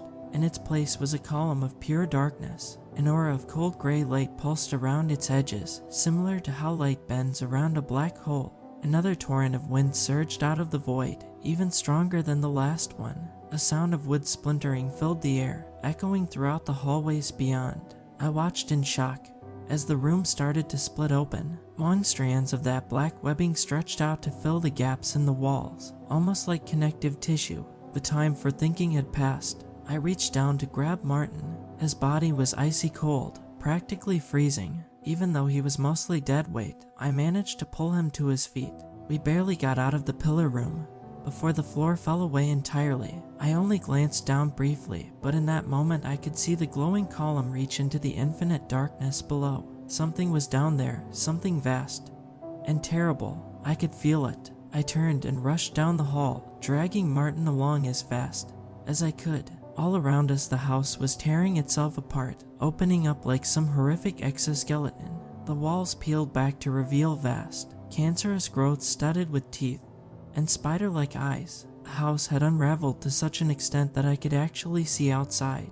A faint line of light shimmered on the horizon. It was nearly dawn, I realized, which meant that I must have been wandering around all night. Martin's warning, "Get out before dawn," sprang back into my mind. Before it returns, a great shadow blotted out the morning twilight. It was hurtling towards the tangled remains of the night house, towards Martin and I kept pushing forward in the direction of the outside light. It was nearly impossible to maintain my footing. On several occasions, I thought we would go tumbling off into the void. Somehow, though, I managed to get us to what remained of the front portion of the house. Only a few more rounds, and we'd reach the door and hopefully safety. It was at that moment the shadow from outside came crashing down through the open roof. Even now I struggle to describe exactly what I saw then. I felt the thing as much as I looked at it. It was both real and immaterial, a tenebrous nightmare of darkness made manifest. As it landed, it wrapped its immense bat-like wings around its center, which was nothing more than a black cloud of amorphous tendrils. Long spidery legs jutted out from the sides of its body. I could feel its gaze fall upon me. A rasping voice creeped into my mind. Images flooded in, visions of alien realities, and concepts too horrific for any human being to truly fathom. I saw the darkness behind the shadow. I could feel the coiling embrace of the thing that dwelled below the world. Somehow I knew things I shouldn't know, and I could see things that utterly defied description. "Wake up," I heard someone whisper in my ear. It was Martin. His fingers were digging into my shoulder. He was trying to shake me back to my senses with what little strength he had left. I came out of my trance just in time to see the shadow creature barreling straight for us. I pulled Martin out of the way right as it slashed at us with one of its huge, segmented legs. We both went toppling over and onto what was left of the floor. The shadow whipped around to face us, unfurling its wings to their full extent. Another round of inhuman voices reached into my head, followed by a wave of absolute terror beyond anything I had ever felt before. I was insane with fear, and I'm certain I would have died had the first rays of the sun not reached over the horizon at that very moment. Light poured in through the tattered corpse of the night house, washing over the shadow's exposed form. It shrieked in pain as the sunlight scorched its flesh. Thoughts and images poured into my mind. They were frantic, alien, full of hatred and impotence. In a single motion, the shadow recoiled and went plummeting downward into the safety of the darkness far below. Just then the house started to contract. The web-like tissue between the walls and ceiling slowly pulled everything back together. I realized the house itself was like a protective outer shell, there to keep the light out. That shell was closing, with Martin and I still inside. I got us to our feet, driving us forward with every bit of energy I had left. Darkness and rotting wood came bearing down, forming a tunnel at the end of which was our only hope. With a manic frenzy, I hurled Martin over my shoulder and went crashing towards the ever-shrinking iris of light ahead of us. With my last shred of strength, I threw Martin over the threshold and went tumbling out after him. The front door snapped shut behind us, as though to say, "Piss off, and don't come back." Don't worry, I thought to myself. I wasn't planning on it. I sat there for a minute, staring up at the golden sky above, the warmth of the morning light washing over my body. After the euphoria of escaping a brush with death wore off, I turned to check on Martin. His face was ashen gray and shriveled. He seemed to be completely dehydrated and was quickly getting worse. Cracks spread over his skin, reminding me of what baked mud looks like when it dries in the sun. He turned to me and smiled slightly, saying, "Thanks for coming to get me." Life left his eyes then. His expression went slack, and an instant later his entire body collapsed under its own weight. Soon enough there was nothing left of Martin but dust. I should have been more horrified by watching him die, but some part of me knew that he was dead already. I think Martin found peace in those final moments. I'm glad I was able to give him at least that much. Needless to say, I found my way back to my car. As I passed through the old town, I felt relief at the thought of it being abandoned.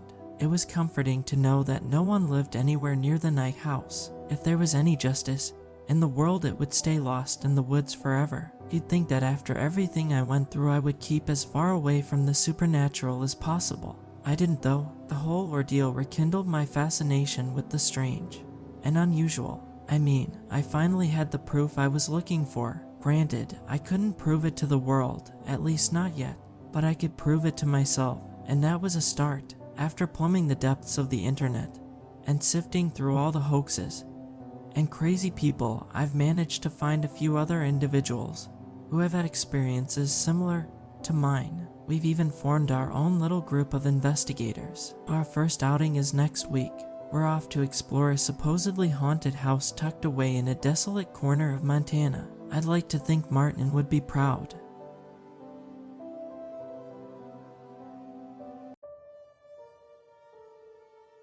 So, never have I thought I'd be sitting here and writing this, because I didn't even believe in the supernatural, but here I am. I need time to calm down. Okay, so this is what happened to me. My boyfriend invited me over for a sleepover, or should I say, I invited myself, and before you judge, I wanted to see what his home life was like. And oh dear, my boyfriend would never invite me over to his place, like, ever. And when I asked him why that was, he'd just say it's dangerous, and you wouldn't believe me or take anything serious anyway. Well, it was true that I'm a guy that likes to play around, but who is he to decide if I'd take something seriously? It kept going on like that until one day he couldn't resist it anymore and fell prey to my puppy eyes. He did agree, but he also made me promise to follow a list of strange rules I have never seen any household have. I thought these rules had something to do with his parents and them not knowing he was in a relationship.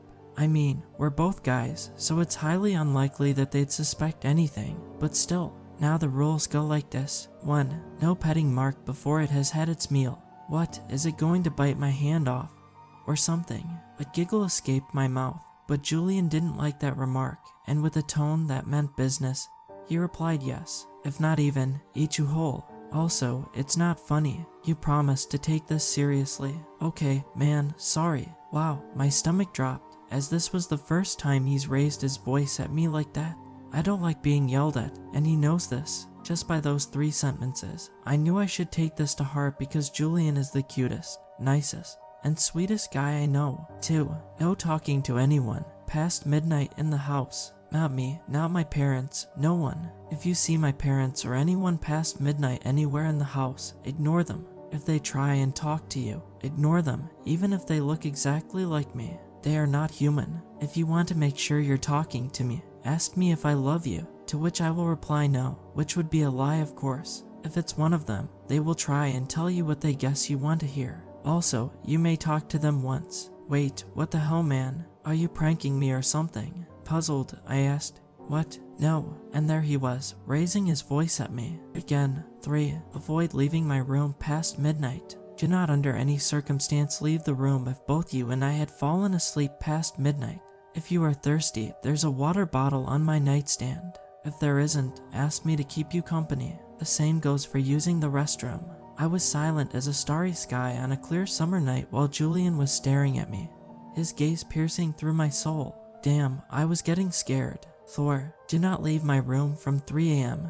to 4 a.m. They are most dangerous at that period. What the hell, Julian? Who even is they? I asked Julian, hoping for an explanation for whatever this paper was supposed to mean, but he dismissively shook his head and just said, "You don't want to know." Well, that was a fulfilling response. His house sounded like it was from a horror movie or something. 5. If you hear sounds, especially from 3 in the morning to 4 in the morning, even if it sounds like Mark wincing in pain, do not leave the room.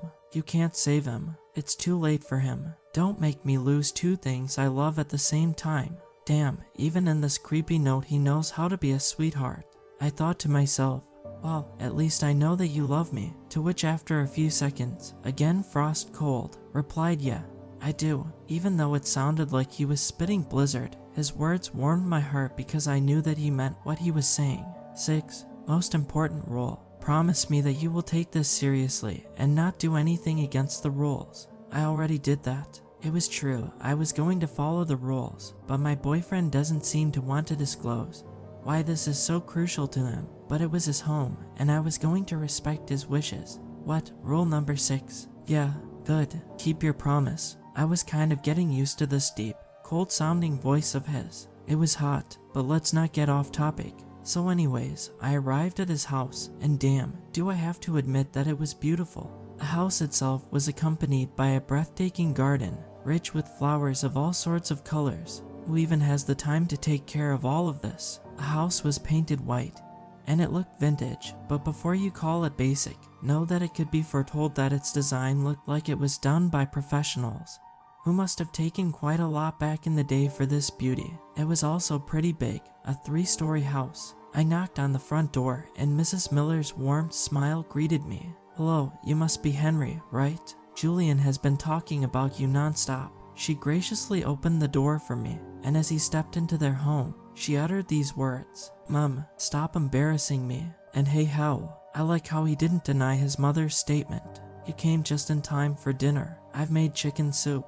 First, you kids are going to eat, and then you can do whatever you want." "Oh, it's fine, Mrs. Miller. I just ate at home." "Yeah, you're not getting out of my family's dinner, so don't even try. I promise you'll like it anyway," playfully said Julian. Okay, I guess I have no other choice. I started to follow my lover as I had no idea where the dining area was. I stopped dead in my tracks as I saw their dog.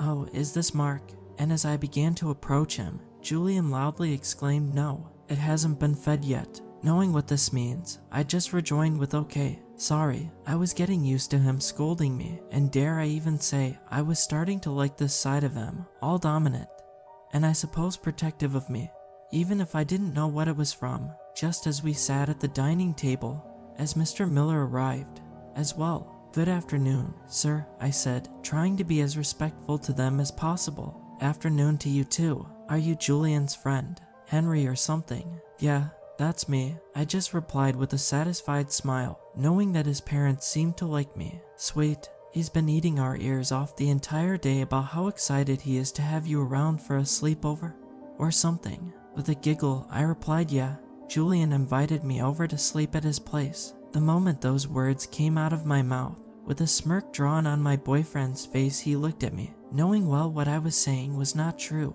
"And did he introduce you to our household rules?" And just like his son's, his voice changed to a much deeper and stricter one. "The thing is, I can't say that I liked it, for obvious reasons, which I will not get into." "Yes, sir, I did." I was almost starting to sound as if I was conversing with a seasoned general. "No need to be so formal, son. Julian's friends are friends of ours as well. You may just call me Andrew." "And me Sophia," added Mrs. Miller. "All right, from now on I'll refer to you just as Sophia and Andrew," I said while I was pondering in my head if his parents would be okay with the relationship I and their son had. It seems as if they'd be cool, seeing that they give off the vibes of good people in general. But then again, don't judge a book by its cover. I need to find out what the commotion about those house rules is. After we were done with supper, Julian and I went up to his room, and for a house that looks kind of old on the outside, his room was really pretty. Its yellow decor passed to his cheerful personality. There were a few vinyl records on the wall, and a few paintings he made himself. I'd recognize that art style anywhere. He also puts a lot of effort into keeping the bedroom clean. Or maybe he only did that for me. Who knows? Wanna play some video games? I didn't know you played video games. Well, now you do, I thought, as his response confirmed my theory that understanding his living situation would lead to a deeper understanding of him. I never imagined I could be this right. It said that I was stupid enough to completely and utterly forget about the rules. I woke up at 3:36 a.m. I remember how his digital clock blasted the red numbers directly into my eyes. I tend to sleep with my mouth open, which is why sometimes I wake up in the middle of the night, painfully thirsty. My mouth was like the Sahara, and my tongue was like sandpaper. I checked the bottle on the nightstand, and its water tasted abominable. I wanted to puke my guts out. There was no way I was drinking that month-old water. Julian seldom wakes up during the night to use the bathroom or to drink water, so he forgot to change it for me. I tiptoed my way to the door, carefully to not make any noise that could wake up my lover. When I tried to open the door, I noticed that it was locked. Damn, what would Andrew and Sophia think if they saw this? Fortunately, the key was on the lock, so all I had to do was just slowly but steadily twist it without making any noise. Julian was a light sleeper, so I had to be even more careful. I wonder why that is. Suffice it to say, I did reach the kitchen, and the cold water sliding down my throat, moisturizing my mouth, gave me the illusion I was on top of the world. I'm not even exaggerating. That water was worth any price, because the thirst was painful in a literal sense. I proceeded to go back to Julian's room, and as I was halfway up the stairs, it felt like a swarm of piercing sensations, as if an unseen presence was intensely observing me, leaving me with an unsettling feeling of being relentlessly probed. I turn around and voila, there in the shadows, I see Mark, or whatever was wearing Mark as a vessel. The thing started growling at me, and I was sure something was wrong, because I don't think natural dogs' eyes will ever be red, let alone shine like that, brighter than Julian's clock. That was the moment I fully woke up from my slumber, and my mind packed back on the rules Julian strictly and told me to not break. Oh no, I broke all of them. You think? I didn't just break rule number 3 by leaving the room even after we had both fallen asleep, but rule number 4 as well. They are the most powerful at that time. Without thinking much, I sprinted like a bullet, missing 2 to 3 steps along the way, and as I got into my boyfriend's room, I slammed the door, locking it behind me as if my life depended on it. Get it? Not even 5 seconds passed, and I started to hear Mark barking again, followed by it wincing. The poor thing. Do you know how a dog cries when you accidentally step on it? Well, it cried like that for a few moments. I did nothing but stand there, cowardly, and only hoping that its misery didn't last long. I will never forgive myself for that. If only I hadn't gone out of the room. How could I forget something so vital? I broke my promise. What kind of a boyfriend am I? A horrible one, that's for sure. I just got here, and I already took their dog. The next morning I woke up, and I honestly have no idea how I managed to fall asleep after that, to Julian and his parents arguing, and I didn't need to eavesdrop to know what it was about. This is why we don't have guests, especially why we don't do sleepovers. Julian, what if he was the one to die? Yelled Sophia. But it was me that left the room.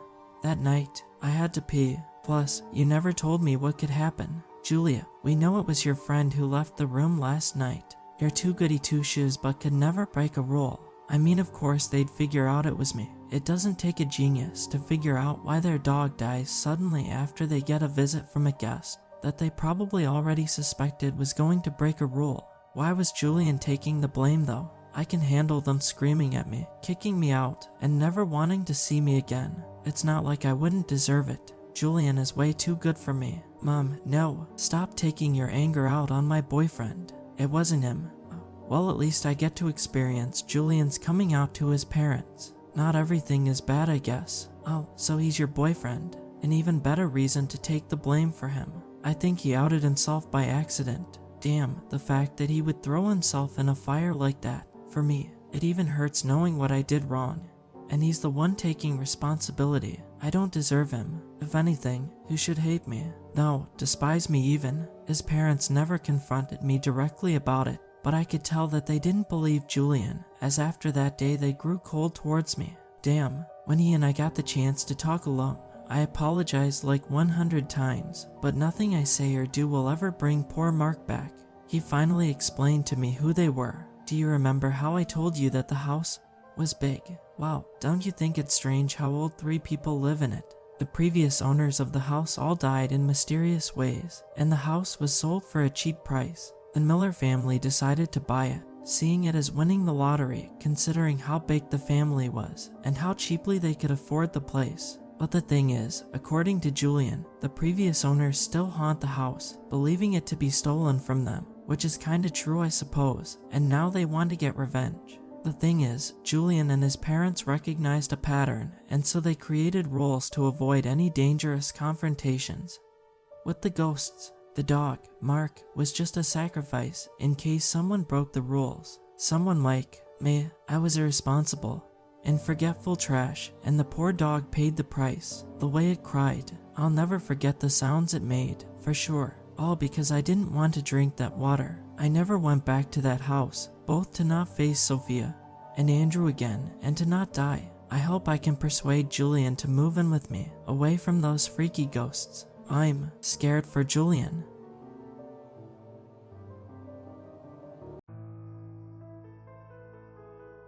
The surface of the moon was a dull, dusty gray, but the view from the lander window was still the most beautiful thing I had seen in my life. The earth shone brightly in the distance, on a canvas of pure black, surrounded by legions of stars. I and my 4 other crewmates had just landed on the moon's surface a few hours ago, cementing ourselves in the history books alongside only 12 others who had witnessed the same majesty in person. Crazy, isn't it? A voice asked from behind me. I turned, knowing well the voice of the man whom I had worked closely with for the past 2 years in preparation for this mission.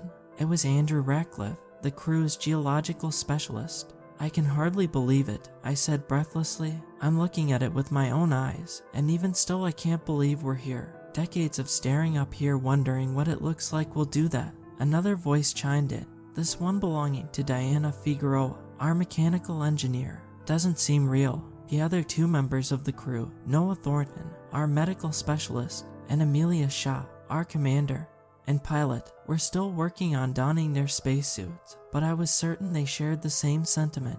With all of the post-landing checks complete, the crew was preparing to set off on the first lunar exploration since 1972. The commander had asked me to stay behind and follow protocol of having 1 person in the lunar lander at all times. I reluctantly agreed. Having secured her helmet, I heard Commander Shaw's voice come in from one of the speakers on the control panel in front of me. Testing comms. Test, test. Can you hear me? I nodded and gave her a thumbs up. The others responded with their confirmation, each voice coming through the radio on the panel, clear as a bell. I pressed the mic button and spoke, loud and clear. Can you hear me? Again they all responded in the affirmative. For this first outing, it only seems fitting that we visit Taurus Littrow and pay our respects to the flag erected by our predecessors, Commander Shaw said through her radio. The valley isn't far, especially if we take the rover, so overall I think we can plan on a modest 3-hour tour. Agreed. Everyone agreed. We've got enough oxygen for an 8-hour expedition, so there shouldn't be any concern there. If we run into trouble, Bellamy will manage comms and visuals fed in from the rover, and will be able to assist us from the lander. Just don't be gone for too long, I said. I can't wait to get out there, and it's gonna kill me to watch you all having fun. Don't worry, Cinderella, Noah said. You'll get to the ball. Yeah, Noah knows all about getting to balls, Drew quipped, earning himself a stern response from Commander Shaw. Although I thought I could see a faint smile on her face through the reflective glass of her helmet, we said our goodbyes, and I watched from the window as my 4 crewmates piled into the LRV and drove off into the distance. The LRV was equipped with several cameras, all of which ran a constant feed into a series of monitors at the control panel. With that and with the radio communication, it was almost like I was there with them. I wasn't suited up myself, sure, but it was just enough to satiate the excitement I'd felt growing in my stomach from the moment we'd left Earth. I watched as the crew approached the valley where the last lunar crew had planted their flag in 1972, and as our crew assembled and planted their own. My heart broke a little as I watched this all take place, wishing desperately that I could have been there, but I knew that someone would have to stay back had I gone, and I wanted that for my colleagues, my friends, as little as I wanted it for myself. It was enough just to be where I was. After about 2 hours had passed, Commander Shah started to shut down the party. "All right, everyone, finish collecting your samples and taking measurements, and let's get back to the lander. We promised Bellamy that we'd..." Her voice trailed off. "Did any of you just see that?" Normally, I would have expected a poorly timed joke from Drew or Noah, but the sudden sharp tone in the commander's voice was so off-putting that I knew at once something was wrong. "Noah," Commander Shah said in a tone I liked less than her first question. Was that concern in her voice? "What's going on?" I asked into the mic. Silence answered. "Commander, do you copy?" "Nothing." I looked over at the video feed and saw someone, I couldn't distinguish who, walking past one of the cameras. Then every single feed went black. "Guys, what's going on?" I asked urgently. "Amelia, Noah, Diana, Drew, can any of you hear me?" Silence. "I've lost comms and visuals." Repeat. "I have lost comms and visuals. I'm totally blind over here. If you can hear me, return to the lander at once." Nothing. On the screens in front of me, white text flashed reading signal lost. The silence I was then plunged into was so total, so isolating, that it sucked the air from my lungs and threatened to suffocate me. For a moment, I teetered on the edge of sanity, and then it was gone. I sprang into action, immediately running troubleshooting processes and reboot protocols. If both the signal from the rover and the comms were down, that was more likely to be an issue with the lander than it was with the team. And if it was an issue with the lander, it was something I could fix. I spent the next hour running diagnostics and trying everything to get comms back, all while repeating my message into the mic, hoping that the team would return sooner than planned. As their arrival time approached, I found myself looking out the window several times a minute, anxious for my comrades to return and assist me with this growing catastrophe. The next hour passed with terrifying speed, as I spent more and more time staring at the horizon, praying desperately to see movement. Still nothing happened. Nobody came. Nothing moved. Where the hell were they? Being late was unlike Amelia. Being an hour late was downright impossible, unless something happened to them. I took a deep breath. Nothing happened to them. What could possibly happen? They were the smartest people I'd ever known. The likelihood of them getting into trouble was impossible unless there was something outside of their control, and there were very few things outside of their control. I ran through the reboot protocols again for the communications systems, not expecting anything to work, but wanting something to help pass the time. Another hour passed, and still no communication from the team and no sign of anything along the horizon. I did everything I could to focus on the problem with the comms instead of trying to speculate why they were so late.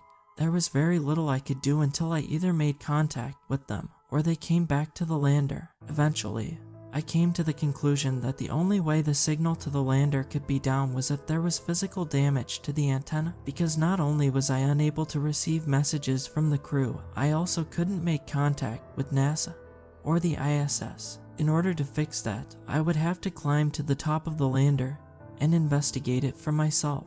I donned my suit, feeling only a twinge of excitement as I did so, because while I was about to fulfill a lifelong dream, it was not remotely lost on me how utterly desperate my situation was fast becoming. When I stepped outside the lander, I was, for a moment, 12 years old again, lying on the grass in my backyard, listening to the crickets chirp and staring up at the big white rock in the sky, promising myself that I would touch that rock one day. It was a perfect moment, one of the very few each of us are allotted in a lifetime, and just as quickly as it came, it was over, and I was climbing up the ladder to inspect the antenna at the top of the lander. Had I been further away, I would have been able to easily see that the antenna was broken, but because I hadn't stepped far enough away from the lander, I didn't make that discovery until I was nearly at the top.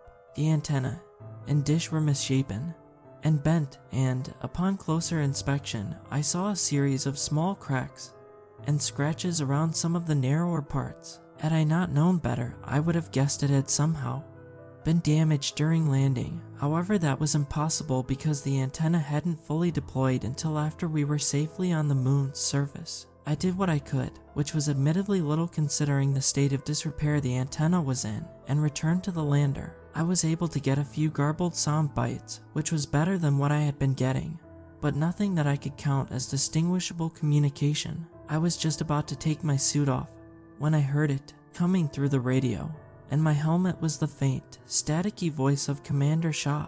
I felt stupid for not thinking about it, but didn't chide myself too badly because given the distance the crew was from the lander, it likely wouldn't have worked until now anyway. But the suits were all outfitted with their own radio networks so they could communicate with one another without having to bounce signals off of the lander. I nearly screamed in delight and relief when I heard her voice. "Do, inside, repeat, Amelia, I can hear you, but the signal is bad. Where are you? Inside, Bellamy, Amelia, what's your location? I'll come get you. No, I'm coming. Inside, stay inside." Her voice was coming over more clearly now. "I'm inside the lander," I said. "Tud, do not enter the, I can almost read you," I said. "Try again. Do not let anyone enter the lander." I frowned. I heard what she'd said, but that didn't make sense. Do not let anyone in the lander. Why? I looked outside the window then, and far off in the distance, I could make out a shape, presumably Amelia, hurrying toward the lander. Her voice was clearly out of breath. When she spoke again, "You cannot let anyone inside. The team is contaminated.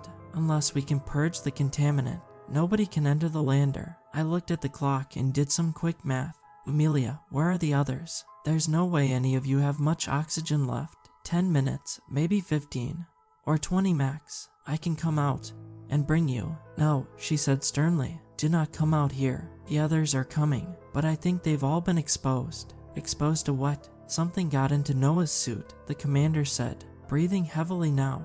I saw it in his face mask back in the valley. Something got into his mask." I asked, struggling to believe what she was telling me. "Are you talking about an extraterrestrial life form?" "I don't know," she said. By this point she had stopped a few yards away from the lander and took a moment to catch her breath.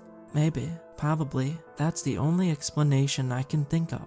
I saw it moving around in Noah's mask. Then I thought I felt something in my suit too. I tried to get it off. I could feel these little pins and needles moving around my body like the tiny needlepoint legs of an insect. I panicked and stumbled into a crater, smashed myself up pretty good and blacked out for a second I think.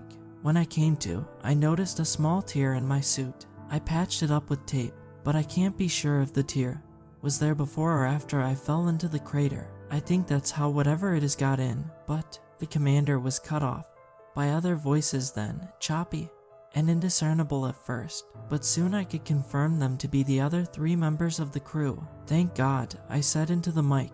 "I'm picking up your signals now. Diana, Drew, Noah, I read you." "Bellamy, listen," the commander said desperately, but Diana's voice cut her off.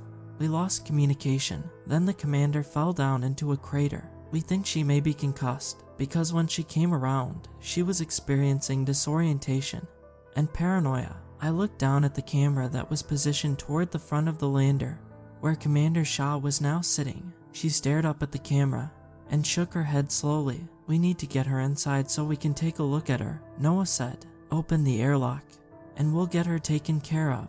"She said you'd been contaminated," I said, feeling my pulse quicken with every passing moment. This was not the time to mince words, because if I didn't let them in soon my colleagues would suffocate. "How were you contaminated?" "She's concussed," Drew said. "There's nothing but rocks and dust up here. There's nothing here to contaminate us." "She said she saw something in Noah's suit," I pressed. "Bellamy," the commander said, gasping now with every word she spoke. "Listen to me." I stared at the monitor, feeling the weight of the decision before me pressing down into my chest. At the rate Amelia was gasping for air, she had minutes left at best. She had probably used more oxygen to rush to the lander before the others, but even still I doubted they were far behind her. "Where's the rover?" I asked, voicing one of several questions that were rapidly firing into my brain. "Why didn't you drive it here?" "Noah," and Amelia answered at the same time.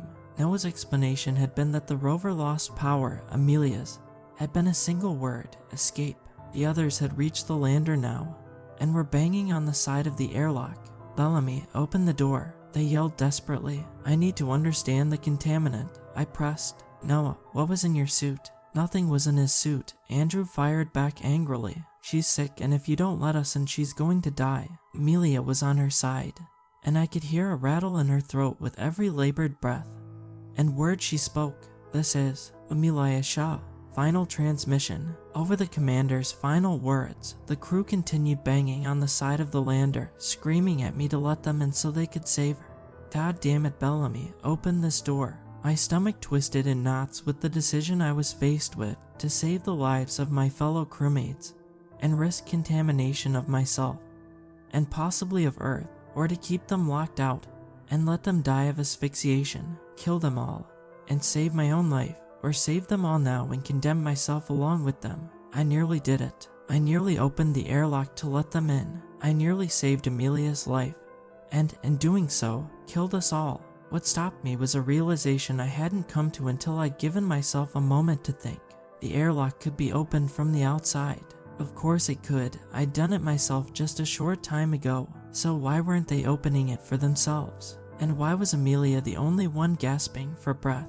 My decision was made. The airlock would remain closed, and I would condemn my friends to death.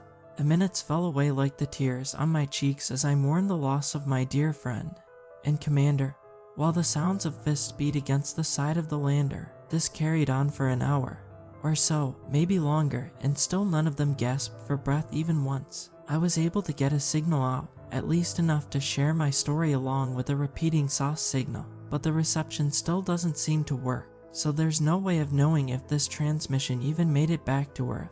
I went on about cycling through the reboot protocols again, something I hadn't done since I'd repaired the antenna. I hadn't expected any other results though. It was simply something to do to keep my mind occupied away from the incessant sound of the banging at the door, so I was surprised when I picked up a series of grainy images of the video feed from the rover. The images weren't great given the poor signal, but I was able to make out all the detail I needed. The bodies of Diana Figueroa, Andrew Ratcliffe, and Noah Thornton.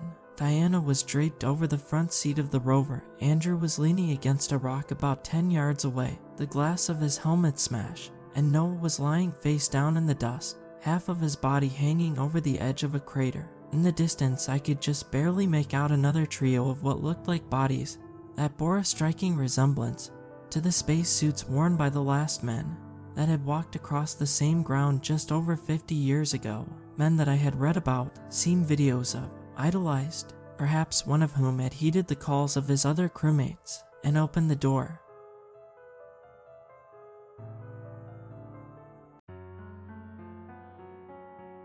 Mikey, I'm not doing this. It's too dangerous, I said, stamping my foot in the thin layer of snow coating the frozen ground beneath us. Oh, quit being such a wuss. We'll be fine, he proclaimed, tugging my arm. No, Mikey, stop it, I wailed, collapsing to the ground dramatically. I knew he wouldn't keep trying to drag my dead weight. Fine, if you won't go with me, I'll just have to do it by myself.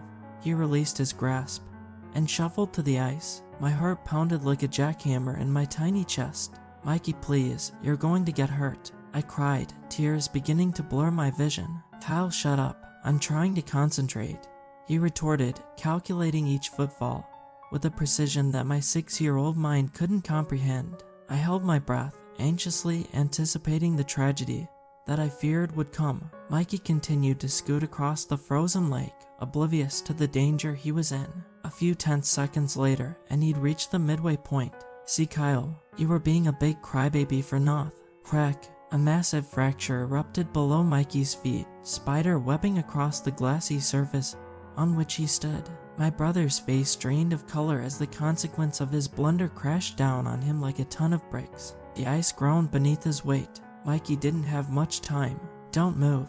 I'm going to get Grandpa, I said, praying that I would make it back in time. Hurry, please, Mikey whispered through clenched teeth, his hazel eyes pleading with me to keep my word. I turned to the house. It was only a few yards away. I could make it if I, splash. The thin layer of ice separating Mikey and the frigid waters below gave way, plunging him into the wintry depths. Help, help, he wailed, thrashing wildly as I sprinted to the house. I ran as fast as my little legs would carry me.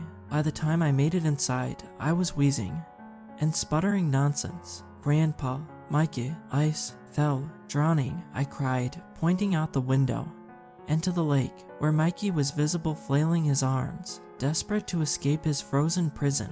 Grandpa instantly understood. He leapt from his armchair and bolted to the shed. He returned moments later with a long bundle of rope. He brushed past me, running quicker than I knew a man his age was capable. Once we reached Mikey, he was still floundering, struggling to keep his head above water. "Mike, can you still feel your fingers?" Grandpa shouted. His presence calmed my brother somewhat as his convulsive, erratic motions began to subside. "Yeah," Mikey said, teeth chattering. "Good. I need you to take this rope and tie it around yourself. I'm going to hoist you out." Mikey nodded as Grandpa tossed the line into the freezing water next to him. Mikey hurriedly obeyed, fastening a knot around his torso. "Hold on tight, boy." Just as Grandpa was about to heave, Mikey suddenly disappeared into the murky depths. The line was being gulped into the water at a sickening rate. I turned to my grandfather. The look of fear rooted in his visage is one that I hope I never witness again. The rope continued to disappear until it went tight in Grandpa's grip. He braced for the impact and held firm as the mysterious force dragged him a few feet closer to the water. My heart palpitated furiously as he slid, dread seeping into my bones. Grandpa pulled, summoning every ounce of strength remaining in his weary muscles. Eventually, he began to make progress. Inch by inch, Grandpa was winning the battle. And then, all at once, the line went slack, and Grandpa fell flat on his ass. Something big burst from the hole, flopping onto the ice and sliding toward us. It was Mikey. His face was starting to turn blue, and he wasn't breathing. Grandpa reeled him in the rest of the way. He began CPR, laying my brother on the sturdy snow-covered ground and starting chest compressions. Blood thumped in my ears, and tears began streaming down my rosy cheeks. I was certain that Mikey was dead. A few dozen abdominal thrusts later, and Mikey coughed up water, returning to life as he frantically gasped for air. Gradually, the color began to return to his face. I breathed a sigh of relief and threw my arms around his soaking body. "Don't ever do that again. I thought you died," I sobbed, clutching him in a vice grip. He didn't return my embrace. "Mikey," what I saw once I pulled away chilled me to my core. My brother sat motionless, staring at me with wide, vacant eyes. He didn't so much as twitch from the cold. His dead, emotionless face sent panic rippling through me. "What's wrong with him, Grandpa?" "I don't know," he said as he scooped Mikey into a fireman's carry, "but we need to get him out of the elements. Once we get inside, I need you to dial 911, okay?" I nodded, diligently following behind him. The paramedics arrived shortly after I called. They treated Mikey for mild hypothermia on the way to the hospital. They needed to take him in to make sure his stint under the water hadn't done any permanent damage to his brain. I was a bundle of nerves the whole way to the emergency room. Grandpa had gone with Mikey in the ambulance, so I rode with Grandma to meet them. She reassured me the best she knew how, but it did little good. My mind was a jumbled mess of thoughts and emotions. Why didn't he just listen to me? What was he thinking? What pulled him under for so long? And the one that really stuck with me, was this my fault? I should have tried harder to stop him. Guilt gnawed at me like piranhas devouring a slab of meat. I wasn't really to blame, was I? I tried to cram the notion to the furthest compartment of my brain. As we pulled into the parking lot, we signed in at the front desk, and a few painstaking minutes later, we were reunited with Mikey and Grandpa. Mikey gazed at nothing in particular, his glassy eyes staring at the empty cream-colored wall. I tentatively approached him. I slowly reached toward him, terror stabbing through my chest like a butcher knife. Sweat pooled above my brow as my fingertips grazed his arm. Mikey suddenly snapped toward me, snatching my wrist with an intensity that no 9-year-old should possess. I froze in shock. Mikey's grip was ice cold, searing my skin with his touch. And those eyes, his pupils bore straight into mine. The loathing hatred behind them sent chills undulating down my spine. I was stuck there. I couldn't move. I couldn't scream. I couldn't even look to my grandparents for help. The world melted away, leaving the two of us alone in a nauseating staring match. Kyle, I was pulled back to reality by Grandpa's worried voice. He lightly shook my shoulders. "Oh, yeah, sorry, Grandpa. I need you to scoot over, buddy. Dr. Kent here needs to run some tests on Mikey." I obliged, joining Grandma. I glanced at Mikey, failing to meet his gaze. He'd returned to fixating on nothing, staring straight ahead at that featureless nondescript wall. After sufficiently poking and prodding my brother, the doctor returned to us. His physical reactions seemed normal enough. However, it does concern me that he isn't speaking or responding to stimuli. There may be some permanent damage, but we'll need to do a CAT scan to be sure. My grandparents grimly locked eyes. Grandpa nodded to Dr. Kent. Okay, do it. Mikey had to stay in the ER until the early hours of the morning. All the while, he didn't utter so much as a cough. The medical staff performed a myriad of different tests on him, which seemingly all reached the same conclusion. My brother was fine. Finding nothing out of the ordinary, Mikey was discharged. Dr. Kent instructed Grandpa to take him to his personal physician if the odd behavior continued, and explained that there was nothing else he could do. He thanked him and we left, tired and frustrated by the lack of results. We finally arrived home at 4 in the morning, nodding off and ready for some much needed rest. Well, everyone except for Mikey. That same fish-eyed expression was pasted on his face. I shuddered just looking at him. I was almost disappointed when the doctors didn't find anything. If they had, at least we'd know why Mikey was acting this way. Instead, we were left with no explanation, no signs of improvement, and no answers. I passed out the moment my head hit the pillow. My sleep-addled brain had been working in overdrive for the entire evening, and I was pooped. Grandma tucked me in, wishing me sweet dreams. As the door creaked shut and my vision faded to black, Mikey faced the wall opposite me in the fetal position. The thought that he might actually be getting some much-needed sleep comforted me, and I was lulled into a peaceful slumber. I awoke with a start in the middle of the night. My heart was racing, and my pajamas were drenched in sweat. My eyes frantically darted from side to side as they adjusted to the darkness. I attempted to lift my arm, but I was frozen. I couldn't move a muscle. I panicked. I tried to kick, to flail, to scream, anything, but it was all futile. There was no doubt about it. I had sleep paralysis. Just when I was thinking that I should shut my eyes and try to nod off, I heard it, a shuffling noise from across the room. My blood turned to ice, and I slowed my breathing, listening intently. I waited, my mind running wild with possibilities, and then I heard it again. But this time, it was closer, much closer. Tears welled in the corners of my eyes as terror surged through me. Slowly, a shape began to emerge in my field of vision, a humanoid shape. Mikey's face gradually slid into view. He hovered inches above me, his wide, unblinking eyes staring hungrily at my motionless form. I could feel his hot, musty breath wafting into my nostrils as I staved off the urge to vomit. He stayed there for what felt like ages, immobile and unwavering, those cold dead eyes boring into my psyche and rooting themselves in my nightmares. Out of nowhere, Mikey began to lean in closer until he was directly next to my ear. What he whispered still gives me chills to this day. Please, help me, it wants my soul. Mikey then disappeared from view and scuttled back to his bed. My heart pounded so hard that I thought it was liable to leap from my chest at any given moment. What the hell was that? I lay in silent hysteria as my still developing brain struggled to comprehend what I had just seen. Somehow, I calmed myself enough to return to a fitful slumber. I awoke that morning hyperventilating. I think something has taken hold of Mikey, and I'm afraid that it wants to take me next. My eyes immediately shot to Mikey's bed.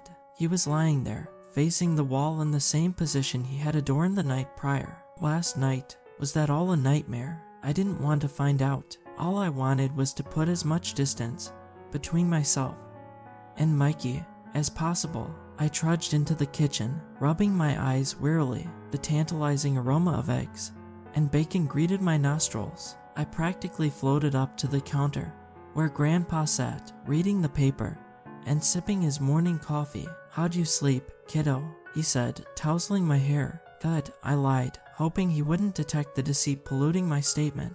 As silly as it was, I didn't want Grandpa thinking I was a coward for having a bad dream. "How do you want your eggs, Kyle?" Grandma asked over the appetizing noise of sizzling bacon grease. "Scrambled, please, coming right up. I sure hope your brother is feeling better." Grandpa paused mid-sentence. A chill crawled up my spine. As the atmosphere of the room shifted, we all turned our attention to the doorway.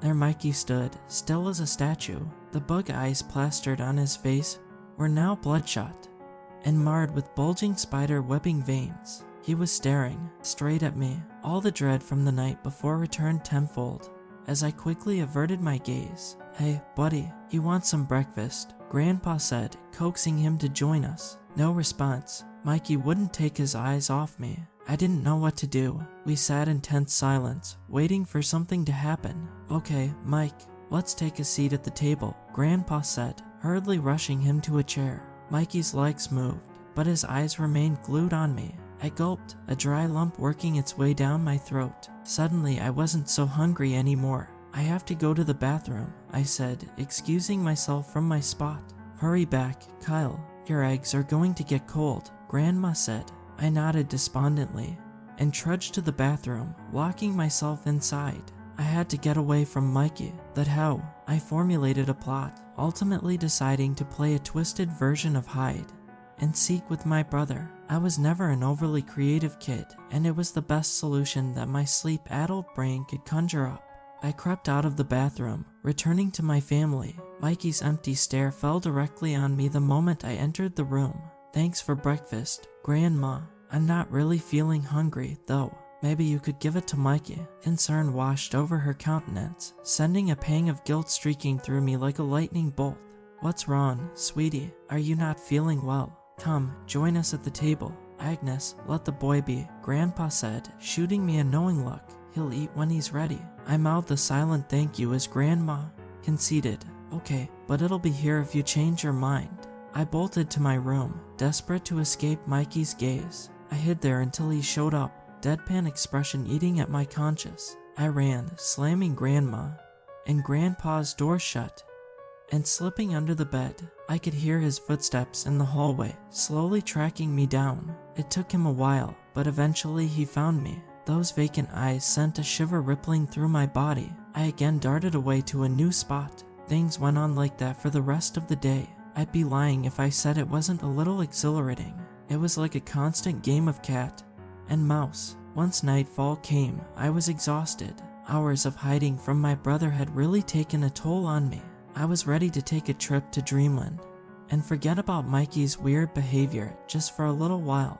"Good night, boys. Sleep tight." "Good night, Grandma," I said, rolling onto my side and promptly snoozing, Mikey staring at me all the while. I was jolted awake to a freezing sensation slashing into my cheek.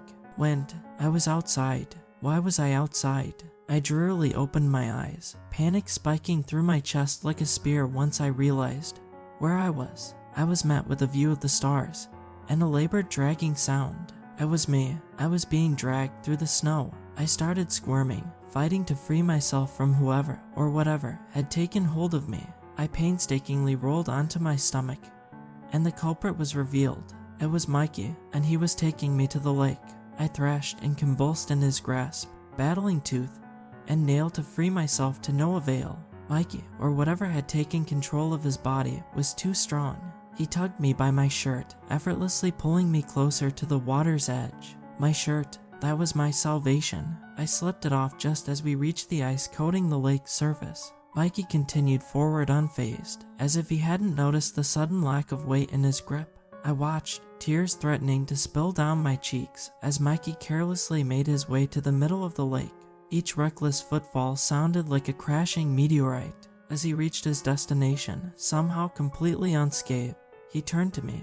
Those dead bulging eyes connected with mine, and for the first time in a while, I was able to discern a genuine emotion behind them. Fear. Mikey lifted his foot and brought it down hard, cracking the ice. He raised it again, preparing to repeat the process. The ice was already brittle from where he'd fallen the first time. One more stomp and he was done for. "Mikey, please, don't do this," I wailed, pleading with whatever was in the driver's seat. A tear rolled down his cheek as his foot came crashing down, sending him plummeting into the frigid water. I waited, hoping to see my brother kick or flail or scream, but he didn't. Mikey never resurfaced. I flew back up to the house, sobbing my eyes out and waking my sleeping grandparents. Grandpa returned to the lake with the same bundle of rope from before. He searched the water with a flashlight, while Grandma called the emergency services. Mikey was never found. He was declared missing on this day 18 years ago.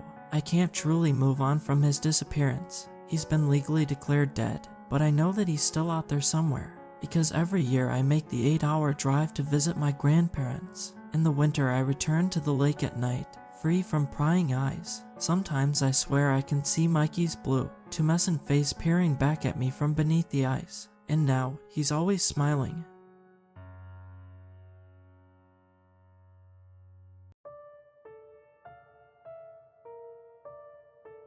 "You can shut the hell up," spat Ryan. "You just said the hell word. You can't say the hell word," Allie shot back. "Well, you said it twice," he screamed. "Listen," I interrupted, stomping my foot. "It doesn't matter how many times you say Bloody Mary in front of a mirror, because it only works if you're alone, which means nobody can prove you're lying if you say you did it." I turned around and counted to 10 because I was starting to lose my temper, and Mom always says to count to 10 when I lose my temper. I'd been annoyed at Ryan ever since he told us that the janitor was a murderer, which I knew wasn't true because animals can smell evil people, and even Ryan knew that he had a pet cat. "Do you guys want to see a real haunted house?" Darren asked. The three of us slowly turned to face the only one who had been silent since our ghost conversation began.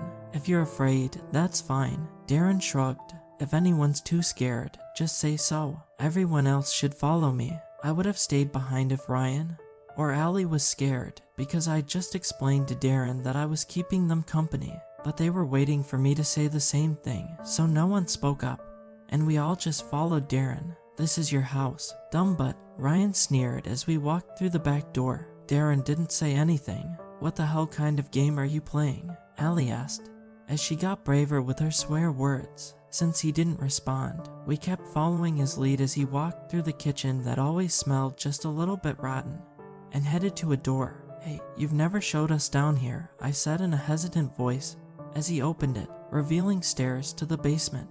He shrugged. "I get it. Don't feel bad, Mikey. Lots of people are scared of ghosts. You can stay up here where it's safe." Then he turned and headed down the stairs. I didn't want him to do my thinking for me, so I followed him. Allie and then Ryan stayed close behind. It was weird. I know that basements are supposed to be cold, but it was summer and we could see our breaths by the time we got to the bottom. What's even stranger was the second metal door at the bottom of the staircase. "Why is there a door at the top and at the bottom?" I asked, shivering as Darren pushed open the metal frame. "Don't you only need one?" For some reason, my voice sounded funny, like we were outside. It was too dark to see the opposite wall, so I couldn't tell how big Darren's basement was. "You're going to get in trouble if you play with matches," Allie warned, as Darren lit a candle that was just bright enough to make his face glow. Her voice sounded like it was more nervous than she wanted us to know. "No, I won't," Darren answered. He sounded sad. "This is to keep the ghosts from escaping," he explained as he closed the door behind us. I really didn't like the sound it made when he locked it. "Darren," Ryan asked, his voice super high. I changed my mind. "I don't want to see the ghost." When Darren didn't answer, we just stood there in the dark and quiet. My stomach felt like my hamster was spinning his wheel through it. I wanted to tell Darren that I would leave and keep Ryan company so that he wouldn't be scared, but my mouth was really dry, and my tongue didn't feel right. "I'm sorry," Darren finally whispered. I could tell that he was trying to keep himself from crying. "You guys really are my best friends, but my dad said we had to do this." He sniffed. "You can't leave. They're here, and they're waiting for us." "Darren, if you're trying to scare us, it's not working." Allie tried to make herself sound brave, but there was a tremble in her voice. Darren sniffed again before muttering another quiet, "I'm so sorry." I wanted to speak up, but my stomach was in such a tight knot that I knew I would throw up if I opened my mouth for even a second. "Mikey," Ryan asked quietly. He sounded like he might start crying too. "Where are you?" Ryan also sounded different, like he was a bit farther from where he had been when the door was first locked behind us. I could still barely make out Allie in the low candlelight, but Ryan wasn't where he had been just a second ago. I'm not sure why, but I felt the need to fight the knot steadily rising to my throat to call back out to him. "Ryan, don't move." There was a faint squeaking of sneakers that stopped. "Why?" Allie spoke up again. "There's nothing down here. This is all just a big stupid joke Darren's pulling on us because he thinks we're all just a bunch of stupid babies." She sounded braver than before. Allie was right. Darren probably thought it would be funny to scare us after hearing us argue about ghosts. He was just waiting for us to admit we were terrified, and then he would turn the lights on and laugh at us like it was so hilarious to pretend to lock your friends down in a creepy cold basement for what? A ghost, or multiple ghosts, plural, like Ms. Jameson was teaching us in English class. And what did he want us to think these ghosts were going to do to us? Ryan, I tried turning to where I thought I heard him last. Ryan, come back, we're gonna leave. Allie had sounded brave, so I had to try to sound brave too, or when this was over she would never let me live it down. Ryan didn't answer, besides Darren sniffing and sobbing. All was quiet down here in the cold and dark. Allie joined in calling for him. Ryan, get back here or I'll tell Miss Jameson you said that she taught you how to say hell. That's a lie. He finally yelled back, but he sounded even farther away than before. Since I was turned away from the candlelight, the rest of the basement was completely pitch black, like how ink looks from a pen when you snap it in two by accidentally drawing too hard. Ryan, my voice sounded whiny. I didn't care if Allie made fun of me forever for not being brave. Something was incredibly wrong down here. I wanted to go home. It's too late, Darren said, his voice still wet from crying. It's time for them to feed. And in the darkness came a light, two twin lines that stared at us from beyond, deeper into the basement, deeper than any basement had the right to be. There was a shadow there too, something tall and dark I could barely make out. Ryan, Allie asked, voice echoing off cool, damp walls that suddenly seemed not cold anymore but blisteringly hot, almost painful to the touch. This time, Ryan replied, and yet his voice came from deeper within the walls of the place, past the odd glowing lights that seemed ever closer every time we blinked. I'm here, he shouted, voice oddly cheery. Darren continued to sob. I'm sorry, guys, he murmured. It's here. Allie gave him a look. There was laughter coming from Ryan now. It's kinda nice here, guys, he urged. You should come see what I found.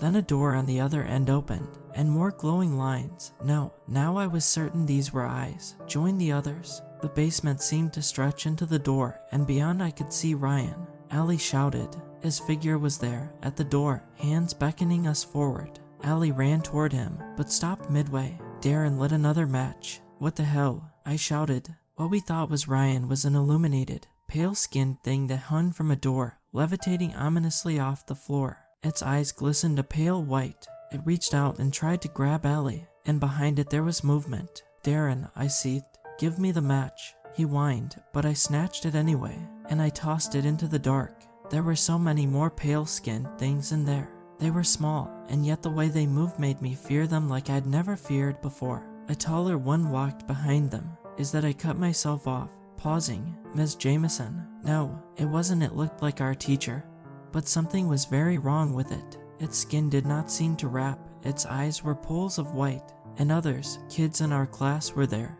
And Ryan, no, something wearing his skin. They chittered as they advanced, and we backed away. I counted 29 of them. There were 23 other kids in our class, and before summer 6 more had vanished. We had assumed they skipped school for vacation. It's okay, guys, Darren sobbed. The others didn't scream. This wasn't a basement. This was a goddamn graveyard. How many others had Darren befriended and lured down here? Darren, this isn't funny, Allie snapped. Stop this. But in the darkness, Darren did not respond.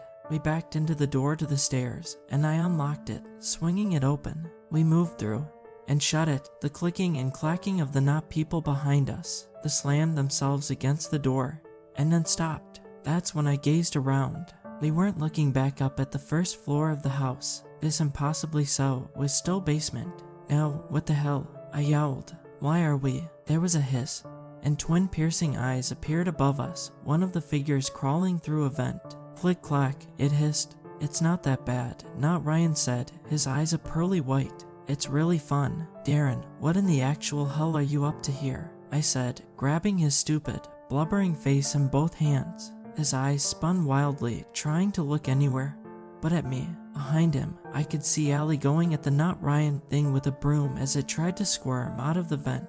She caught it square in the face, and it retreated with a sibilant hiss. I sputtered, caught. My dad and Ms. Jameson were having an affair. She got him mixed up in some warped Ouija board stuff. Like some kind of Ouija for sexual favors deal, I think. And what in the everlasting hell does that have to do with us, Darren? I shook him, 2 muscle fibers and 1 nerve away from giving him whiplash. Allie broke the broom in 2 over the next advancing ghoul trying to squeeze through the vent, and began poking at them with the sharp end. She jabbed one in the eye, and it let out a long, wounded howl, black ichor streaming down its ruined face. I shook Darren again. Speak up, time is short. He craned his neck and looked behind him at the vent, and the pale shapes that Allie was fending off. His eyes went wide, only the whites showing like hard-boiled eggs. She's into something called Thoth, some old Egyptian god or whatever that she summoned. Thoth needs. He trailed off, a bubbly line of spittle running down his chin. I smelled piss and saw a dark spot spread across his crotch. I swear to regular, non-Egyptian god, Darren, I will skin you and wear your pelt like a coat if you don't tell us what in the basement dwelling hell is going on. Thoth, he needs souls. Young souls, 32 of them. I got 6 right before school ended, and Dad helped me get most of the rest. We just made 3 more. Every 3,191 years he needs 32 souls, and Dad thought Miss Jameson's class would do the trick. He wanted me to lure you and Abby down here. Jesus, what a guy won't do for sexual favors. Darren, do you have any idea what you've done? It was for Dad, he said, and collapsed into another blubbering snot, bubbles forming and popping at his nostrils. I kinda felt sorry for the kid. Kinda. Allie, all okay there? Is the vent secure? I shouted into the darkness, where I could barely make out Allie's form jamming the broken broom handle, now covered in a blackish, crimson substance, at the pale shapes again and again. Tough girl, that Allie, I thought. The grate covering the vent was bent outwards, and pale fingers reached through, trying for purchase. If by secure, you mean about to unleash 29 soulless revenants of our former 6th grade classmates, then, yeah, we're good, boss, she said. And funny, too. I felt a gelatinous thought forming in the back of my mind. It gelled and took substance. It felt right, felt good. I swiveled Darren's head around to face me. Darren, call your dad, I said, locking eyes with him. Dad, he shouted. It echoed in the basement, fading away to the grunts of the pale horde at the vent. Now, you twat muffle. With this, I said, sliding his phone out of his back pocket. Oh, he said in a snot whisper. That. It took him 3 tries, his shaking fingers having a hard time pressing send. As the call started to ring, I couldn't stop myself from glaring at Darren. Did I feel sorry for him? I mean, sure, kind of. But at the same time, this sniveling little ass hat had set up 29 innocent people for murder, and all because his dad had a raging hard-on for a psycho. When he answers, you tell him that you need him down here. Make up whatever excuse, just get his sorry ass in here. Darren. At my hissed out instructions, Darren flinched, a small sob escaping before he nodded his acquiescence, and raised the phone to his ear. Oh, screw you, I snapped, jerking his hand down and eliciting a startled cry of, Mikey, from him before I reached out, and pressed the speaker button with a meaningful glare, looking back to Allie, who was honestly a goddamn trooper. I couldn't stop the wince from forming, as I saw the vent continue to buckle and warp under the strain of our undead classmates pressing into it. She was doing a damn good job of perforating the disgusting bastards, but they didn't seem to really care or notice. Rude if you ask me. Dad, I heard Darren stutter behind me before I turned around to glare at my friend.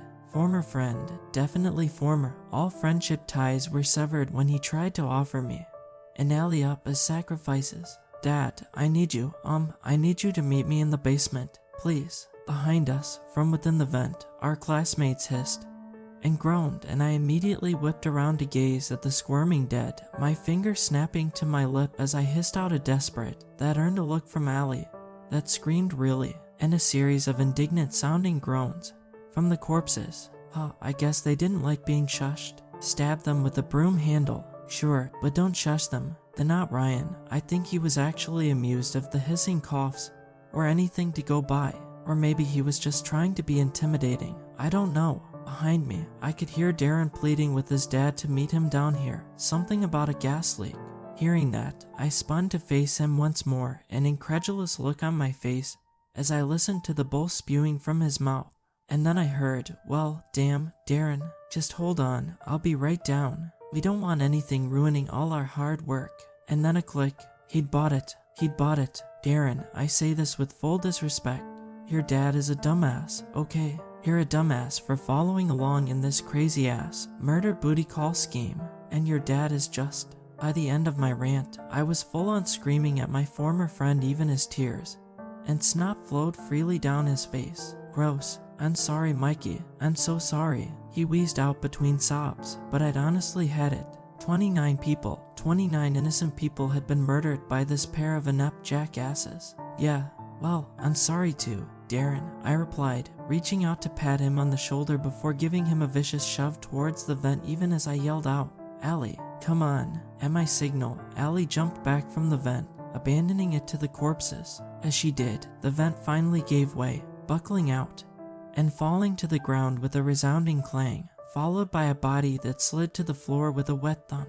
Cringing at the sound, I gagged, looking away as it started to drag itself towards Darren, even as one body after another began to slide out from the vent after it, following suit. Mikey, please help me, Darren screamed, terror lacing his voice, as he tried to scramble back from the corpses. The first undead classmate, a brunette girl I sort of recognized despite her fetid decomposition, had already latched onto his ankle and was being dragged along as he tried to scoop free. Are you serious, Darren? You were literally going to do this to us, and now you want us to save you. Oh, dude, screw you so much, I snapped before grabbing hold of Allie's wrist and running to the door. Darren's dad, Dumbass Senior, burst in from an unseen black door hidden against the shadowed wall. Dumbass Senior took a shocked look at the chaos in the room before focusing on his screaming son, who by this point had managed to acquire a second friend that was steadily pulling their way up his leg. What did you do? What did you do? He bellowed in dismay as he set his sights on Allie and me. With a sound like crunching apples, the two former classmates bit into Darren's calf muscles and slurped as blood ran down their cheeks and necks. Fleshy gristle hung from one of their lips, swinging back and forth like a wet dingleberry as the thing chewed Darren alive. Daddy, help me, he screamed. What did you do? DS wailed as he raced toward his son before dropping to his knees. In one smooth motion, he pulled a pistol from his waistband and shot the two monsters in the head. Pop, pop. I had never seen a real gun before and was too shocked to react. My former classmates' heads snapped back like they'd been hit with golf clubs, then fell still against the floor. A bunch of other monsters behind them jumped onto their rubbery bodies and were eating them before their arms had stopped twitching. Fix me, Daddy, please, Darren blubbered. Then he turned around to look at his ruined legs. No, Darren, don't. But his father's warning was cut off by Darren's scream as he saw that his legs now looked like the inside of a beefy bean and cheese burrito. Just listen, there's nothing I can. They ate my legs. Darren, you have to understand, I don't have a choice. Please fix me. Please make it go off. Tup. Darren fell dead beneath his father's gun as his dad wiped away a tear. No one moved. Then he lunged, grabbing Allie in one hand and me with the other. My shoulder burned in pain as he squeezed. Your corpses are going to crawl for 1,000 years, you little idiots, he breathed in a dangerously quiet voice. He narrowed his eyes at me. Starting with you. My spinning mind told me it didn't matter that I pissed my pants because no one would find my body. My eyes burned as I realized that my mom and dad would spend the rest of their lives trying and failing to find out what had happened to me. Darren's father lifted the hand with his pistol in it, and in doing so, he released Allie. She wasted no time punching him in the nuts. It sounded like the time I dropped a cantaloupe on the floor at the supermarket. He dropped to his knees, grabbing his crotch, but still grasping the gun. Run, Allie screamed, but I was already one step ahead of her. That step meant everything. Darren's father was just able to her ankle, sending her crashing to the ground. I had already reached the obscure door before turning around to see what had happened. He was angrier than I had ever seen a person as he grabbed both of Allie's knees. Don't leave me, she screamed. Mikey, help me. I don't remember the conscious decision, but not matter how many times I revisit that moment, I know I would make the same choice again. Closing the door behind me cut off all sound from the other side. I was back in Darren's kitchen. I was alone, And as I walked back home, I decided not to tell anyone the truth, not even my parents. Even though it was a lie, I ended up saying the very thing I was worried people might believe.